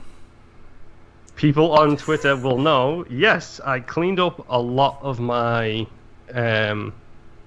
what was it? My lazy Susan of games got cleaned up, because I took NBA Live 15, Mirror's Edge Catalyst, Battlefield 1, all but the DLC done. Rayman Legends, Unraveled, Just Cause 3, Forza Horizon 3, all base game complete now. Wow. So I'm impressed by the Mirror's Edge Catalyst, because that's a lot of time trials that are rough. Yes, a lot of them are. The best part about that game is it has replays for the actual top percentage. I had no idea. God, that would have helped so much. So you can see the replays of people who've beaten it. That would have helped me so much. It's kind of like what they did with within the first Mirror's Edge, where you're trying to like, how did that dude? Oh, he did that. Okay. And it's like, how does he get up there? That's incredible. It's the ghost thing that it does, where you could see the ghost, and you know your Mirror's Edge animation, so you know when you could see when they do the tuck, you could see when they do the bounce jump. Right. Like, it was so helpful. Crap. But so yes. I've now got an additional 9 games to go onto my Lazy Susan now. I've turned it from, a restaurant-sized table to a nice little plate that I can spin around now with 5 things on it. For now. Yes. Friday the 13th had a double XP weekend this weekend. It is so good. Did that new outfit come out? The NES? Yes, NES they one? patched the game, and everybody gets 2 free outfits, I believe it is, with every counselor, because you can customize the counselor's outfits. Oh, nice. So everyone got 2 free counselor outfits, 13,000 experience points. Jeez. Which you spend that to get perks for your counselors and to unlock additional kills for each Jason. And they also, they released the retro Jason skin. That's awesome. Which is, if you choose part 3 and then click the stick in, he turns into basically the coloration of the NES sprite. That's great. It gets better, Boston. It gets better. When he's stalking you, it plays the NES music in your ears, not rather than the original. That's really good. Oh. Yep. Friday the 13th, you keep getting better. Yep. Against all odds. The patches they've done as well, they fixed quick match, so you can now quick match into games with people. So you don't have to depend on the the looking for group side of things. The fine Friday the 13th community. Yes. Which, let me tell you, I've played with a lot of random people in my time. The people who seem to play Friday the 13th, even in the looking for groups, are just looking to have a laugh. Yeah. That's all they want to do, is have some fun. Everyone stays in party chat. You give each other grief. It's, No F13 esports here. Nope. It's all about F13 fun sports instead. Okay. Well, they've patched a lot of stuff. The stability of the game is way improved now as well. So minimal crashes. Me, my wife, and Balkirk played it so much yesterday. I think we had probably about 15, 20 games in it. Wow. And we just had fun. Even though there was one guy on our team who was basically a esports level Jason player. And if you escaped when he was Jason, you were very, very lucky to do so. My wife even took after Nobs and spent the whole game sitting in a tent and then got killed. I'm gonna get you. So is that the term now? Doing a Nobs, yeah. It sucks. Sitting in a sleeping bag all night long by yourself, yeah, that's doing a Nobs these days. I'm doing it for a laugh. Well rested. Kind of. Quick PSA, I'm probably going to start this by next week. Zoo Tycoon is currently on the Japanese Xbox Live Games with Gold. If you go to the Xbox Live Japan page and sign in, you can get it for free because digital games are region free. Oh, nice. So if you're a gold person, just sign into the Japanese Xbox Live store and you can get Zoo Tycoon. I didn't know that. So, little PSA there for you. Nice. And my final game this week is, me and Boston were doing a roguelike. We're enjoying our Isaac together. Little, friendly hugs in the basement. So I figured, let's dance with a Necrodancer instead. I saw that come up. Yeah.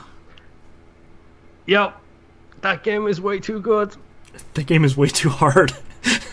It is very, very difficult. Yeah. But I am so surprised right now that they have managed to make a game where I am retrying the same levels over and over and over again, and that music is still fantastic. That 1-2, that song is hot. Mm-hmm. Have you heard the death metal song? No.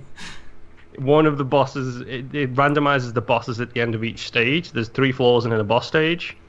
One of the bosses you go against is death metal, and it is a guy dressed up in metal armor and death. Great. And he says stuff like, bring the fire, as he casts a fireball spell. Awesome. To the tune of the music. It's so good.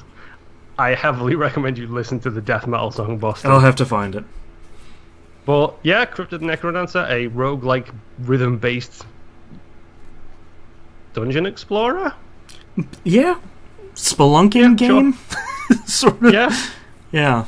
It's really, really good, and I'm never ever going to get every achievement on this game, and I'm perfectly fine with that. Yeah. Because this game is really difficult, but so much fun at the same time. Yeah. Like, we bought it, I think it was on sale a while ago. We picked it up just on a lark to see what it was like, because I've always wanted to play it, and it's so fun. Just the music in it is so perfect for what it is. Wow, 1-2 is really good. Yeah. Oh, Nels is listening to it. I was curious. Yes. Check out the death metal one as well. That's just so good.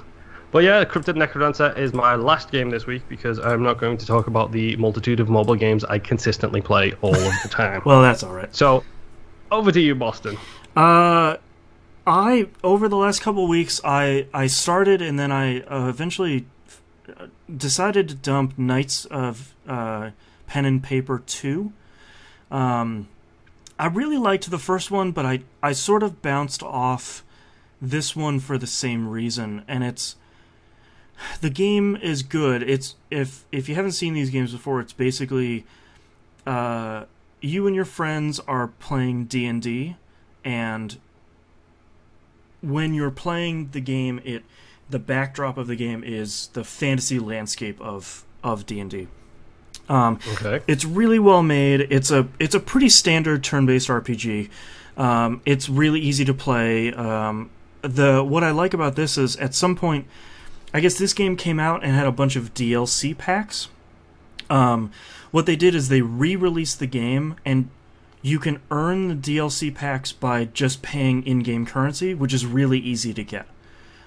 So the game itself is free, and all the DLC is free. Like the Blizzard card game. I can't remember the name of it now. Hearthstone?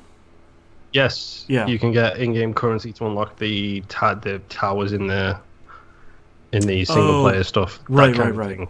Yeah, and it's I like that it's been out for I think 2 years now, so they're not going to make any money on it, so why not just put it out for free? The thing that made me quit the game is the same problem I had with the first one. Same two problems. One is the writing is weird. I know it's not the studio is not native English speakers, so that's fine because there's some weird translation stuff. There's just not enough text in there. It's like when anyone goes to speak to you in the game, there's one word bubble when oddly enough there should be 3. Because there's not enough text to explain why I'm going to do what I'm going to do, and instead they're just sort of throwing like old school internet jokes or old school D&D jokes in there instead. It's like, yeah, but why am I still doing this? Because every couple of hours I'm hitting a huge roadblock and I'm having to do a little bit of grinding to get my characters up. So why am I doing the things that I'm doing?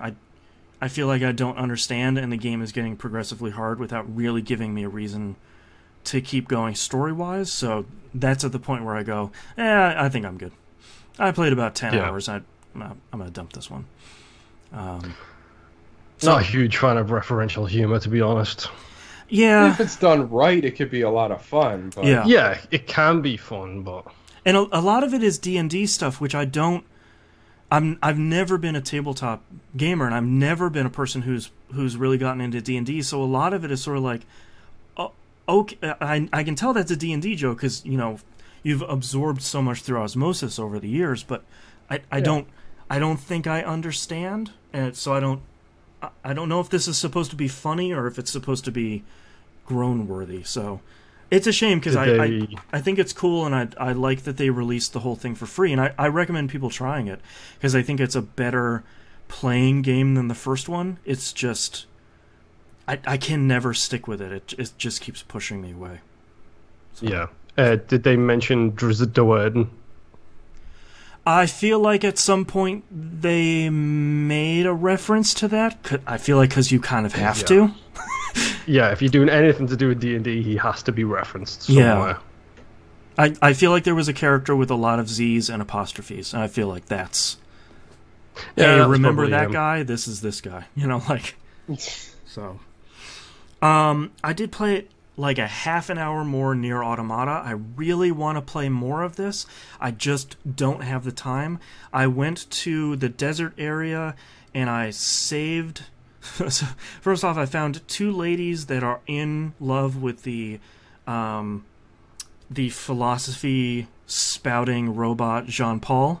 Jean-Paul. I haven't found the 3rd robot lady who they're all wearing makeup for some reason. They're all in love with Jean-Paul. I found 2. Jean-Paul. Oh, Jean-Paul. I found 2 of them, and I went to the desert to save some robot's sister, which let's not even get into.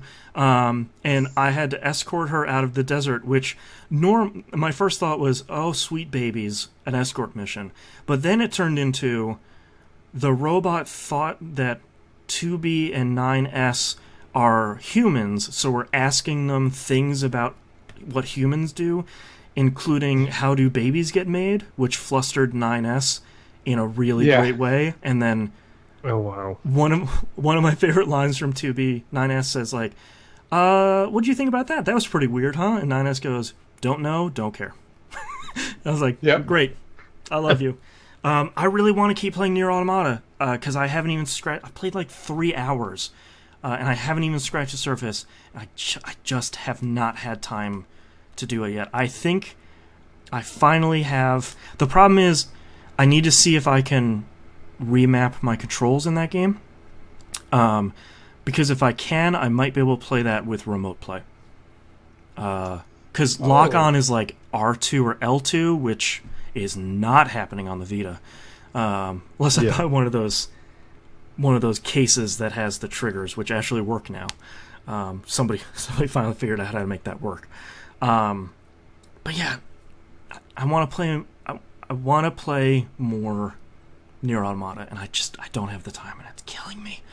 I have to give a huge shout out to Ghost Underground for purchasing for me Forza Horizon 3 Hot Wheels DLC. Yep, I saw your screenshot of this.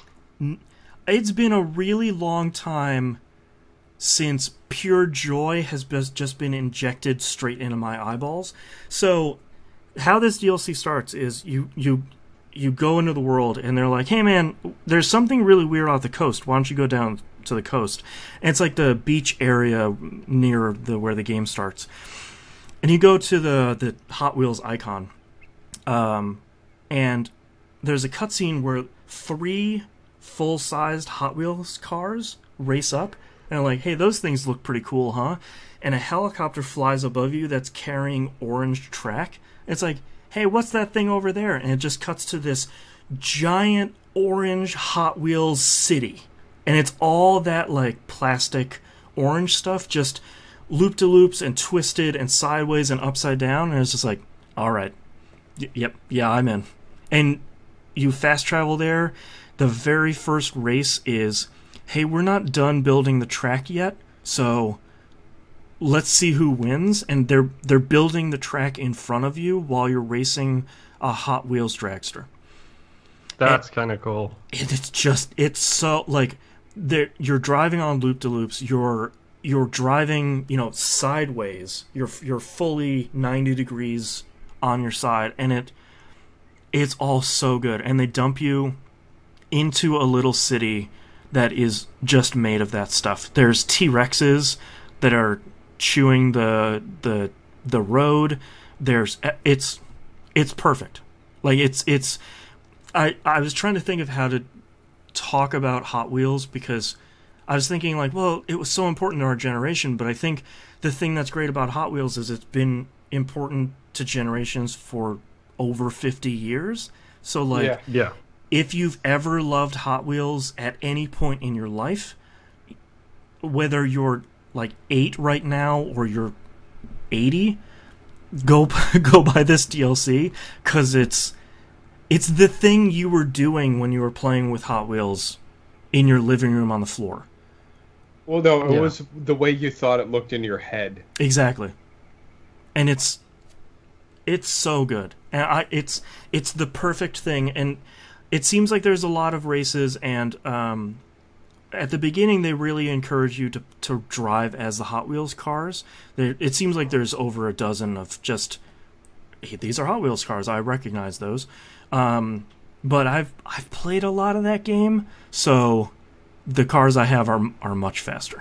So I'm just driving like an Italian sports car on the orange Hot Wheels tracks, and that's pretty cool. Yep. So that's another one I wish I had more time for, because it seems like it's a crazy marriage of Forza Horizon 3 controlling really well, and this fantasy of larger-than-life Hot Wheels tracks and cars that for some reason works. I mean, Blizzard Mountain made sense, because it's like, well, we'll take Forza Horizon, we'll put it on a mountain and there's snow. It's like, okay, yeah, I can understand how that works. But saying, like, it's Forza Horizon 3 with Hot Wheels, it's like, sure? Maybe? Yeah. I wasn't sold until I saw the trailer for it in motion. Yeah. And it was like, okay, those tracks are really, really wide. That's good. Yep. And that's a live T-Rex. Yep. That's hilarious. Let's go. And that's what it is. And it's just, it gets right into it, and it's really great. And they have boost pads too. So those awesome. Those haven't been in Forza. Are they the little tires on the side of the tracks? 100%. It's like all this stuff where you're like, oh, it's a boost. Oh, look, the boost pad is perfect. Like, all of that stuff is just, it's exactly what you wanted out of a Hot Wheels racing DLC. It's just, they got it right. So it's really great. And the last game I played, we've been recording for a really long time. Real quick, last game I played, thank you to T-Bomb Rocks, I think it was, in the Discord channel. He let me know that there was a giant E3 sale, and if you're a PlayStation Plus member, you got like an additional 25% off. So Steins Gate 0 was $11. So I scooped that right up. And so I loved Steins Gate when I played it a handful of years ago. I don't remember when. And like any visual novel, it has good and bad endings, and you're sort of going through a handful of bad endings to get to the true ending. Steins Gate 0 continues the storyline of one of the bad endings. Probably the most interesting bad ending. And sort of... how can I say this without spoiling it? It continues that timeline. Because Steins Gate is all about strangely believable time travel. The thing that I didn't expect is it shows you a couple of scenes from that ending for maybe about 5 minutes, and then immediately is off to the races. So, like, there's no tutorial, there's no last time on Steins Gate, there's none of that. Like, if you didn't play the first one, this is absolutely not the place to start. And we were talking about that in Discord because the previous game came out on PS3 and Vita. So you might not have those consoles anymore. It also came out on PC on Steam, and it's on sale right now for the summer sale. So you can pick that up and play through that. It's only about 30 hours, and then you can go play 0. But I'm immediately drawn back into it. I haven't played a visual novel. I played the third Zero Escape game. So it's been a while since I played a visual novel, and I'm 100% into the pseudoscience it's already doing. In a way that game only can, where it's giving you... Basically, the game has sort of an in-game Wikipedia, where it's like, hey, if you don't know the science behind how the frontal lobe stores memory, we got you. Go into the tips menu, and it will explain the science behind it. The tips. Yep. That's a very clever idea. Well, and a lot of it's necessary for this game, not because there's sort of 3 facets to the storytelling. One is the first game relied very heavily on anime culture. And if you don't know, like, what moe means, the game will explain it to you. When a character uses it for the first time, it shows up, the word shows up in blue, almost like a Zelda game, and it'll say along the top, it's like, new tip, moe. And it'll have like a couple pages explaining, like, here's what the word means, and here's how they're using the term. So if you don't know, like, deep down anime culture, that's fine. The game has your back. Second facet is like Japanese culture, which is like, what does this mean? You know, they're talking about Japanese history and making a joke about it. It's like, oh, okay, cool. That I would never have understood that, but now I do. And then the science that they're talking about, which is mostly pseudoscience, but they're throwing a lot of genuine scientific knowledge in, along with, but also, what if we use that for time travel?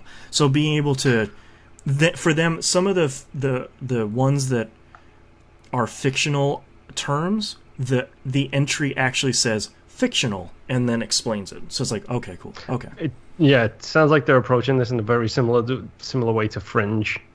Where it's science, but it's right on the edge kind of thing. It's just close enough to real science to where it's believable. Right. Oh, it's kind of like Primer. Yeah.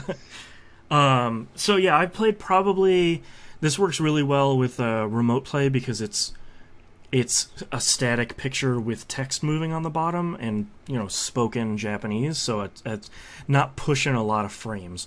So that I've been playing probably about an hour a night. I've probably played about 3 hours so far, and it's pulling me in the same way that Steins Gate did, and the same way that most visual novels do. Is that I really like visual novels, and I've heard this stands up to the quality of the first Steins Gate, which makes me really, really, really excited.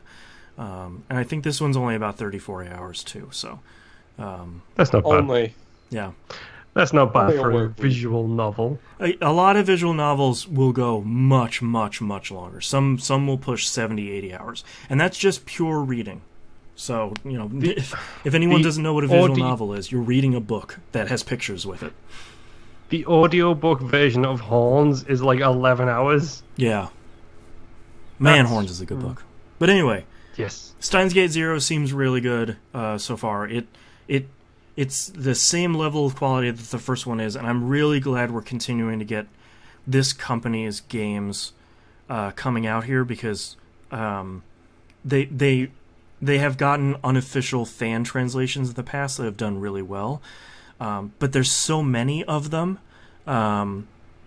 it's a little hard to kind of keep track. It's nice to see them get official releases where it's like, play this one first, and then play this one, and we're coming out with the next one in the series. You know, don't worry about what that one's called. So kudos for them for putting out visual novels, including boxed copies, which is completely unheard of. But we've been recording for almost 2 hours, so let's take a break. Yes. Cool. I gotta pee. All right. Me too.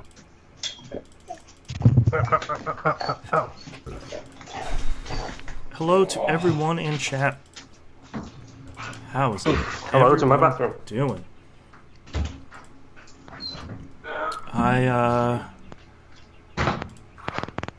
Let's look at video game news stories to see if we have anything here last minute. Speedrunner dismantles Prey in just under 7 minutes. 6 minutes 59.50 seconds. That's crazy.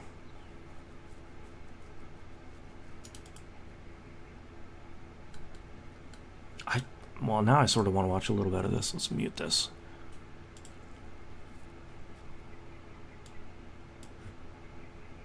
I'm assuming they're playing this on PC. Oh. They immediately clipped through the ceiling, so that's really good.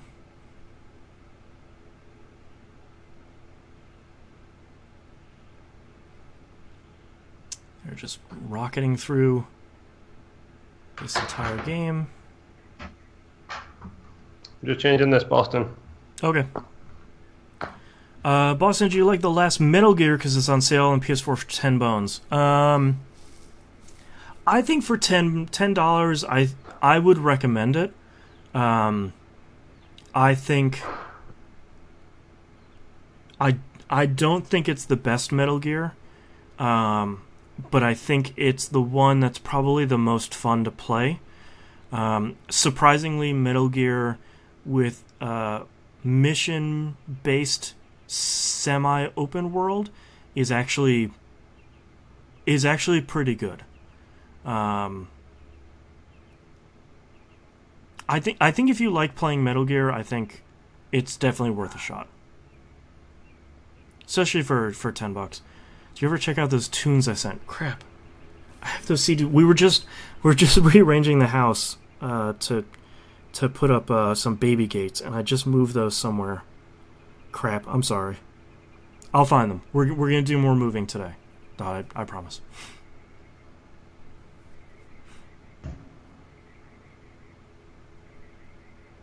I don't even know where this guy is for this speed run. Yeah, Metal Gear Solid 5. Yeah, it's good. I think if you go in not telling yourself you won't be satisfied by the story and primarily playing it for the gameplay, I think you'll be fine.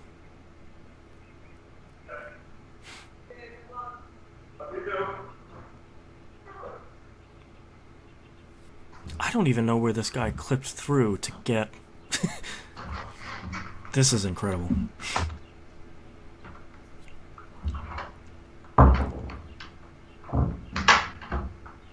Click.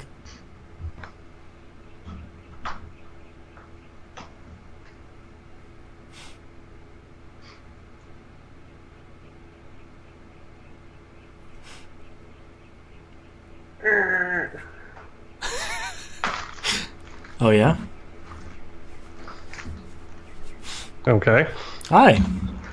Hello. Sorry, I'm watching a Prey world record speed run. It is 6 minutes, 59.5 seconds. Which ending does it go to, though? I will tell you in 4 minutes. He's skipped the tutorial by clipping through the ceiling. Oh, yeah. And now he's riding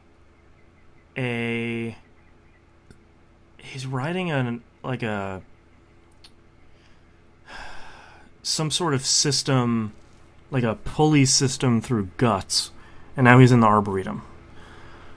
Jeez. Hope you check out Edith Finch soon. That game is the best trip I had without the use of a substance. I mostly want to play What Remains of Edith Finch to figure out what the hell's happening with rolling a shark downhill. But also, I've heard that game is really good. Down back and vaping candy floss. Went through the Arboretum to get the shotgun and the handgun. Clipped through the ceiling to get outside. Oh my god. And got Alex's arming key. And is going to clip back indoors. This is incredible.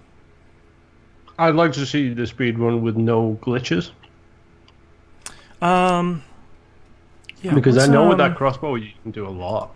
I've seen someone do it in an hour, I think is what I've heard, but I wasn't sure if that was a glitches or not. Let's look at what the current world run is for that. Leaderboard. Okay. Look out, the hippie's back. My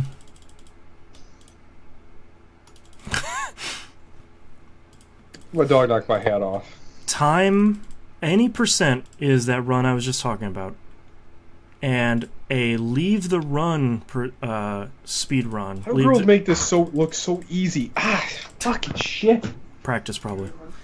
Yes. No, it's okay. We're not live yet. Oh, okay. We're on break still. Did you want me to pack your lunches for the week or no? No, I'm okay. Try. I was checking because Punisher could figure this out. Okay. I should be able to. Love you too. Right. Any percent run is 6 minutes 59 seconds. Okay. That's without loads. A leave the station run, I think it's the same person. 3 minutes 42 seconds. Jesus. Yeah. So that'll be basically the same one, just getting it off the with taking the Alex's escape pod. ship. Yeah. Yeah. I'll send this run to you guys once we're done recording. Oh, Knobs, I was telling I forgot you didn't have your headphones on. I was telling Moon that I just ran across a posting for a Prey speed run for 6 minutes 59.5 seconds. What? Yeah. Is that just get to an escape pod and get out? No, that one's 3 minutes and 42 seconds. I don't have a video for that one. This one is get one of the endings. The very beginning of the video is putting a chair from Morgan's apartment on a dresser, hopping through that and clipping through the ceiling, and then bypassing the whole intro. So, it's a pretty good run. Where are they now? Wow. Oh, I know where this is. Okay, wow. Yeah, I'll send you guys this run once we're done recording. But yeah, that's pretty... we probably won't be able to do emails, but we should be able to do releases and news stories. Alright. I'm going to be out of town some weekend in November for my brother's wedding, so I should start scooping up some emails for a questions episode. Where's the wedding at? Philly. Sounds good. Love you too. Can I borrow a pen? Almost like that. Not me. Don't give me that look. Don't give them that look. Hit him. Hit him. What are you handing her? I'm making food. A girl's got needs. Sucking on my little box of Virginia killing sticks. Cowboy killer sticks. That's good. All right, let's do the second segment as soon as you guys are ready. Yep, ready. This episode is shockingly long. Yeah. Thanks, good video games. Yeah, thanks E3. Yeah. What are you talking about? No, just 2017 is really good. Show title: Girls Got Needs.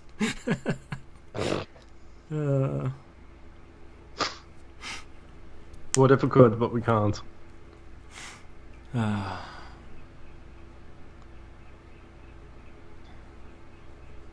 pooped.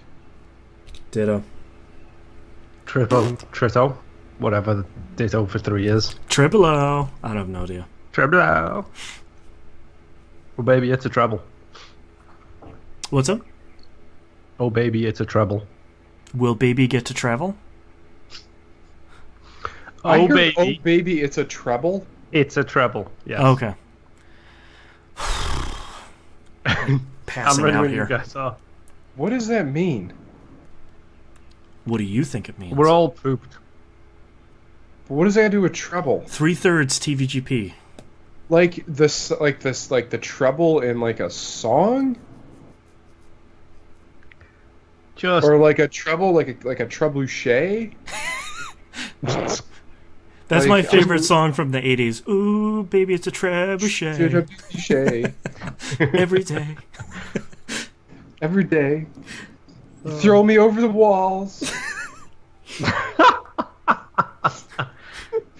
My heart's flaming from your ball of fire from the trebuchet. Ooh. Ooh. All right, let's do the second segment. Cue rock and roll scream. Thank you, Cleveland. All right. We're out. All right. Ready in 3, 2, 1. Welcome back, everybody. We got releases this week for June 26th, 2017. Valkyria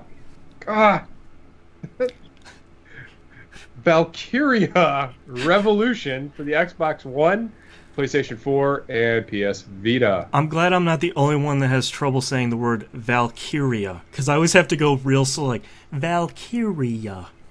If not, I just do Val Kilmer Revolution. Valkyria. Heroku Revolution, whatever. All right, that's for those 3 systems. Elite Dangerous for PlayStation 4. Finally. Mm-hmm. You know, everyone knows where I stand on this. The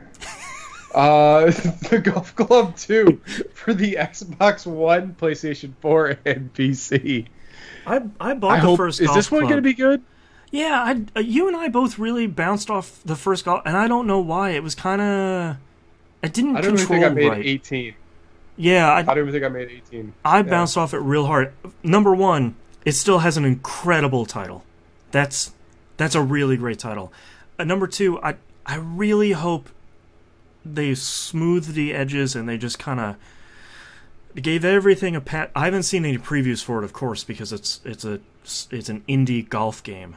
But I hope it's good. Yeah, well, we'll see. Yeah. All right, Futurama, Worlds of Tomorrow.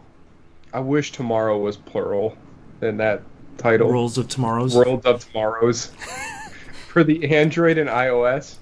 I wanted to put this in the list because, fair warning, this is made by Tiny Co., those of Family Guy and Marvel Avengers Academy. So don't start playing this because it will bite you at some point. Yep. Just warning you. Oh, glad I'm not a huge Futurama fan. Yeah. I am. Don't do it, Moon. Well, your package is important. Our employees are not. Dragonropa, another episode. Ultra Despair Girls for the PlayStation 4. Wow. That's a title. This is, instead of it being a visual novel, this is a first-person shooter. Hooray. So... that makes me think of I can't remember the games. Guess when I played them on Giant Bomb a lot. Galgun? Yes. Yeah. Just the title makes me think of that. Yeah. I don't know much about it, but maybe. Hopefully not.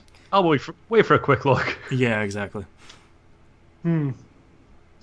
Okay. And Crash Bandicoot Insane Trilogy for the PlayStation 4. Those first 3 Crash games are really good. They picked the right ones. All 3 of those are great. And I just saw that originally they said, "Oh, this is going to be a remake," except they just remade them from scratch. Apparently, they have almost no original code in it, which makes sense because it's 3 consoles old. Why put that handcuff on you if you don't have to? Yeah, exactly. Yeah. At least they did it justice as well.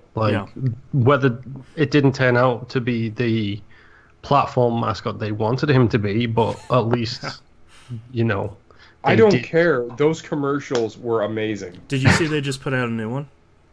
No, really? Yep, with the Crash suit and everything. I love the Crash suit is the best. I wish I could wear that. I wish I could find one that would fit me for Halloween. Did you ever see the Japanese... I just want to go around like... Yeah. Did you ever see the Japanese commercials for Ratchet and Clank? Not the Japanese ones, no. I love the American ones where they're shooting the guns off in the backyard. Go look at the Japanese ones on YouTube because they're those types of commercials, but with Ratchet in a giant Crash suit, basically. But it's Ratchet, and I don't know if you've ever seen the model for Ratchet in Japan, but he has huge Eugene Levy eyebrows. It's amazing. Oh wow! It's so good. Oh man, I love silly advertising. Yeah. All right, let's move on to news stories. Sega has announced the Sega Forever Initiative. They're bringing 2 decades worth of classic games out on mobile devices for free. It seems like it's lightly ad supported, and then you can remove ads for about $2. Right now they have Sonic the Hedgehog, Phantasy Star 2, Comic Zone, Kid Chameleon, and Altered Beast. Yeah. So it's kind of a hot blast of Genesis launch games. Some of which are good. Comic Zone is still really hard. Kid Chameleon is never ending. And Phantasy Star 2, apparently the sound and music is totally jacked up. So maybe wait a little bit. But Altered Beast is good. Altered Beast is still really good. First Sonic the Hedgehog is actually pretty good. Rise from your grave. I'm curious to see how far they go with this because Sega has a lot of really great games, and for free, I think that will encourage a lot of people that didn't grow up with the Genesis and the Sega CD and the 32X and all that to try out some of these older classic games. Even if you don't play it for a while, download and try Sonic the Hedgehog out, the very first one. It's not the fast game like the rest of them. It's actually a pretty clever puzzle game. It's still really good. And Spring Yard has really great music. This ZeniMax lawsuit, guys. Oh man, I forgot how good that music was. Of course it's still going on. Why wouldn't this lawsuit still be going on? So is it still going on? ZeniMax has gone back to the judge saying, "Hey, about the lawsuit, I know you guys gave us, $500 million. That's cool. Thanks. We really appreciate that. If you could either block the sales of Oculus Rift devices or give us 20% more, that'd be super great." Oh, really? Yeah. And that 20% more is a 10-year 20% royalty. So I don't. This seems like, don't get litigious on us. This seems like an awful cash grab. Yeah. And this sounds like an episode of Silicon Valley at this point. Yeah, exactly. Where it's like, cool, I know you when's guys... Action Jackson coming out and gonna turn the VR into a box? The great part is Oculus put out a statement, quote, ZeniMax does not offer any products that compete with Oculus's virtual reality platforms and headsets, end quote. So they're basically saying, like, yeah, no, you guys don't make anything. Like, you make games, but you don't make a VR headset, so step off. I mean, wasn't the result of the lawsuit as well basically, yeah, it was this guy's fault, keep our company name out of it kind of thing? Yeah, like, hey, it's Carmack's fault. The court ruled, or the jury, I don't remember, the court ultimately, I guess, ruled that Carmack did take either some sort of code or some sort of intellectual property over to Facebook, and then they made the Rift. You know, whether or not that's true, that's what the ruling was. So now ZeniMax, who seems to be doing incredibly well, just wants more. It's kind of crazy. So this thing isn't done, and it should be. So we'll continue to report on the craziness that continues to go on with that. Next news story: Diablo 3's Necrodancer DLC finally coming out next week. It is $20, if I remember correctly, $15.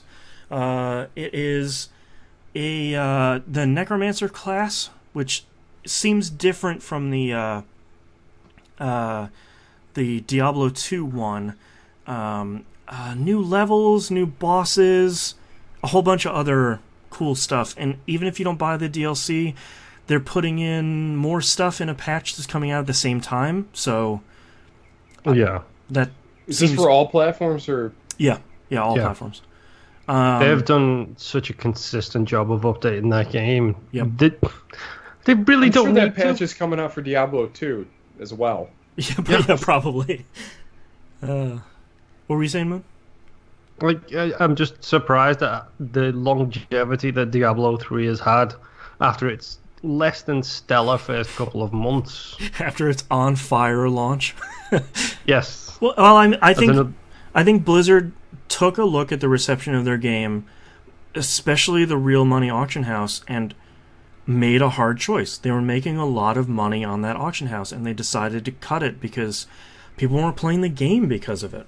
And there were a myriad of other serious issues, but that was the crux of the complaints. And the amount of content they've added, like they're continuing to do seasons. They just announced something. I don't know when it comes out. I don't want to say it comes out at the same time, but they're also coming out with. They're gonna promote interesting character builds that players have around the world, and feature a run where you play as that person's build through like a weekly or daily type run, where it's like it's almost like a challenge mode. It's like, look how crazy this person put their gear and their weapons and their build, like go try to beat the game with this character. I think that's super cool. Yeah, that's a really good idea. Yeah. But they're adding dailies into Diablo 3 now. The Basically, dailies have to stop. I think they're more like weeklies, but yeah, like if anything has randomness, we've got a daily for you. Good times. Speaking of good news, IO Interactive goes independent, secures the rights to the Hitman franchise. Yay! Hooray! There was a Hitman patch that actually hit. I think it was yesterday or the day before. I said to my wife, there's probably a couple of bug fixes because based on the size of it, but I will be really happy if they remove Square Enix from the front of it. Did they? I don't know. I need to look it up and check. They probably have, actually, because it might not be the game's publisher anymore. Interesting. I'd be curious. But yeah, they said that they're free, and Hitman is theirs, and as sort of celebration, the prologue for the latest Hitman, which is sort of the intro of the game and sort of the tutorial, is now free. So if you wanted to get a taste of what the new Hitman is, that's a pretty good, short and interesting sampling. So, it's such a good game as well. Yeah. Go check it out for yourself. And last news story, but certainly not least, Atari is making a new game console. What? To be clear, this is not an Atari 5200 that you plug in your TV and it plays old games. This is they're getting back in the hardware business. That's a direct quote from them. So they're getting back in the bankruptcy business. We freed ourselves from Infogram. They've done it times. Let's go back into the hole. Like, I don't understand. Why would you? You're doing fine. You're doing fine. Sega's doing fine. Do what Sega. If Sega gets back in the hardware business, that tells you, hey, maybe there's a hardware market again. Otherwise, don't do it. Don't be crazy. I would love to eat my words. I would love for the Atari box to come out next year and for it to be like the new It thing. And be like, I gotta scrape and scrounge. I gotta put this thing on my credit card to buy the Atari box. It seems unlikely, to put it mildly. I legitimately, I don't get it. I really don't. It's such a cutthroat market right now as it is, that Nintendo basically have to do something that's not a traditional piece of hardware just to kind of survive. Yeah. Because like the Wii U wasn't helping them. Like the things they've done to try and differentiate themselves from it tells you that if a company like Nintendo doesn't want to go bleeding edge because it's not cost effective, right, maybe you don't want to be getting back in this game. I mean, let's face it, Sega are crazy. Yeah. Sega are insane. Yep. They are not doing it, as you said, Boston. They're not doing it. They're not that crazy. Exactly. Yeah. Well, and also the Xbox One S is going to be the Xbox One X is going to be sold for a loss. So don't get in the hardware market. Like, come on. Has OnLive or Ouya taught you anything? Oh, yeah. God. Yeah. I forgot all about them. Yeah. Just don't... Has the Phantom console not taught us anything? I'm curious if they're how gonna... about you give 3DO a call? See how that worked out. Sega Pico? We're just going to talk about old consoles here. Yeah. I want to see them pull a NES Classic and say, like, yes, this is our console. It costs $1,000 and there's only 200 of them. There's only two of them. Who wants to play old Atari games at this point? Yeah, I don't. They released the Atari Classics collections on PS4 and like they're $20. It's sort of like, I don't want to do that anymore. What I'm talking about is them actually releasing a solid console, like an Xbox, like a PlayStation 4. Right. And only making what are you going to have, like 3 games? There's going to be them. Alien vs. Predator, Total Eclipse, and whatever else was on Jaguar. It was fun. Jaguar. Do the math, Nubs. Yeah. So you're paying $100 per title that you can possibly play. Oh. That's like the Neo Geo all over again. Yeah. I'm poor. Jesus. All right, well, that's all It's going to be a Steam box. Yeah, exactly. That's all of our news stories this week. And actually, we're out of time, so we're going to have to save your emails for yet another week. If you'd like to visit us, you can do so at tvgp.tv. Email us, tvgpfans@gmail.com. Tweet us at tvgp. Join the Discord server. It's really great. All the cool kids are there. You can be a cool kid there too. That link and all the other links are on the right-hand side of the page. And don't forget to join the forums. Please mark yourselves on the map. Join us for our game nights, Monday night, 10 p.m. EST on the Xbox One. We're playing something. Could be this, could be that. Probably Left 4 Dead. Yep. Join us for let's see, Tuesday night's Destiny. I know Tom Gamer's still doing some raids, but that's on the Xbox One. Rocket League Prime on the PlayStation. Okay. Maximus Prime on the PlayStation. Then that leaves us Rocket League on the PlayStation 4 on Wednesdays, and Thursday Steam Game Night, game TBD, and perpetually TBD. And Friday through the weekend, come find us, shoot us invites, say hi. I'll say hi. You hanging out? I'll hang out. This month's Game Club game is the fantastic Oxenfree. It's on sale basically everywhere right now. I scooped it up on PlayStation 4 for like $7. So PS4, Xbox One, PC, that's iOS also. So plenty of places you can play it. And you can watch the show live, twitch.tv/E1M1 Network. That video game podcast over on YouTube. Subscribe and follow on both places. It will let you know when we go live. And it does. Works. Confirmed. It does. Moon and I have a little burp every time we go live. Yep. And we'll see you all next week. Laters. All right, we got blow-through titles here real quick. Moon, what do you have? Okay. Tell me your titles. Looking for... Okay, I'm trying to, but you keep interrupting me, Mr. Interrupter. Looking for the DMR moment. The guns, too many deaths. I don't have any 5 stars. Now it makes sense. That sounds like a Souls game. Always trust your instincts. Ooh, Jean-Paul. Oh, Jean-Paul. Oh, Jean-Paul. Oh. Pure joy injected into my eyeballs. Val Kilmer Revolution. Don't get litigious on us. Please don't. Getting back in the bankruptcy business and perpetually TBD. Getting back in the bankruptcy business. I have the Family of Battlefield. What about wishes? What about the wish? The wish tomorrow was plural. Oh, that's another one. Oh yeah. The Family of Battlefield, the DMR moment, a swing gun, F-13's Fun Sports, and Val Kilmer Revolution. Just so stupid. What about the Val Kilmer Revolution is awesome. I like that one a lot. Yeah. For me, it's Val Kilmer Revolution or, ooh, Jean-Paul. Oh, Jean-Paul. I'm going to do Val Kilmer Revolution. Because that's just too stupid. Maybe Val Kilmer will start listening.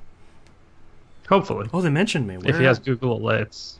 Yeah, hopefully it starts trending. So it looked like I don't think that Top Gun thing's going very well. Yo, whoops. All right, starting in 3, 2, 1. This is That Video Game Podcast, episode 505 for June 26, 2017. Val Kilmer Revolution. Oh, Jean-Paul. He's not bad. Oh, Jean-Paul. Oh, Jean-Paul. All right, thank you very much, everyone, for watching. We will see you next week. Bye. Yeah. How do I stop this? What?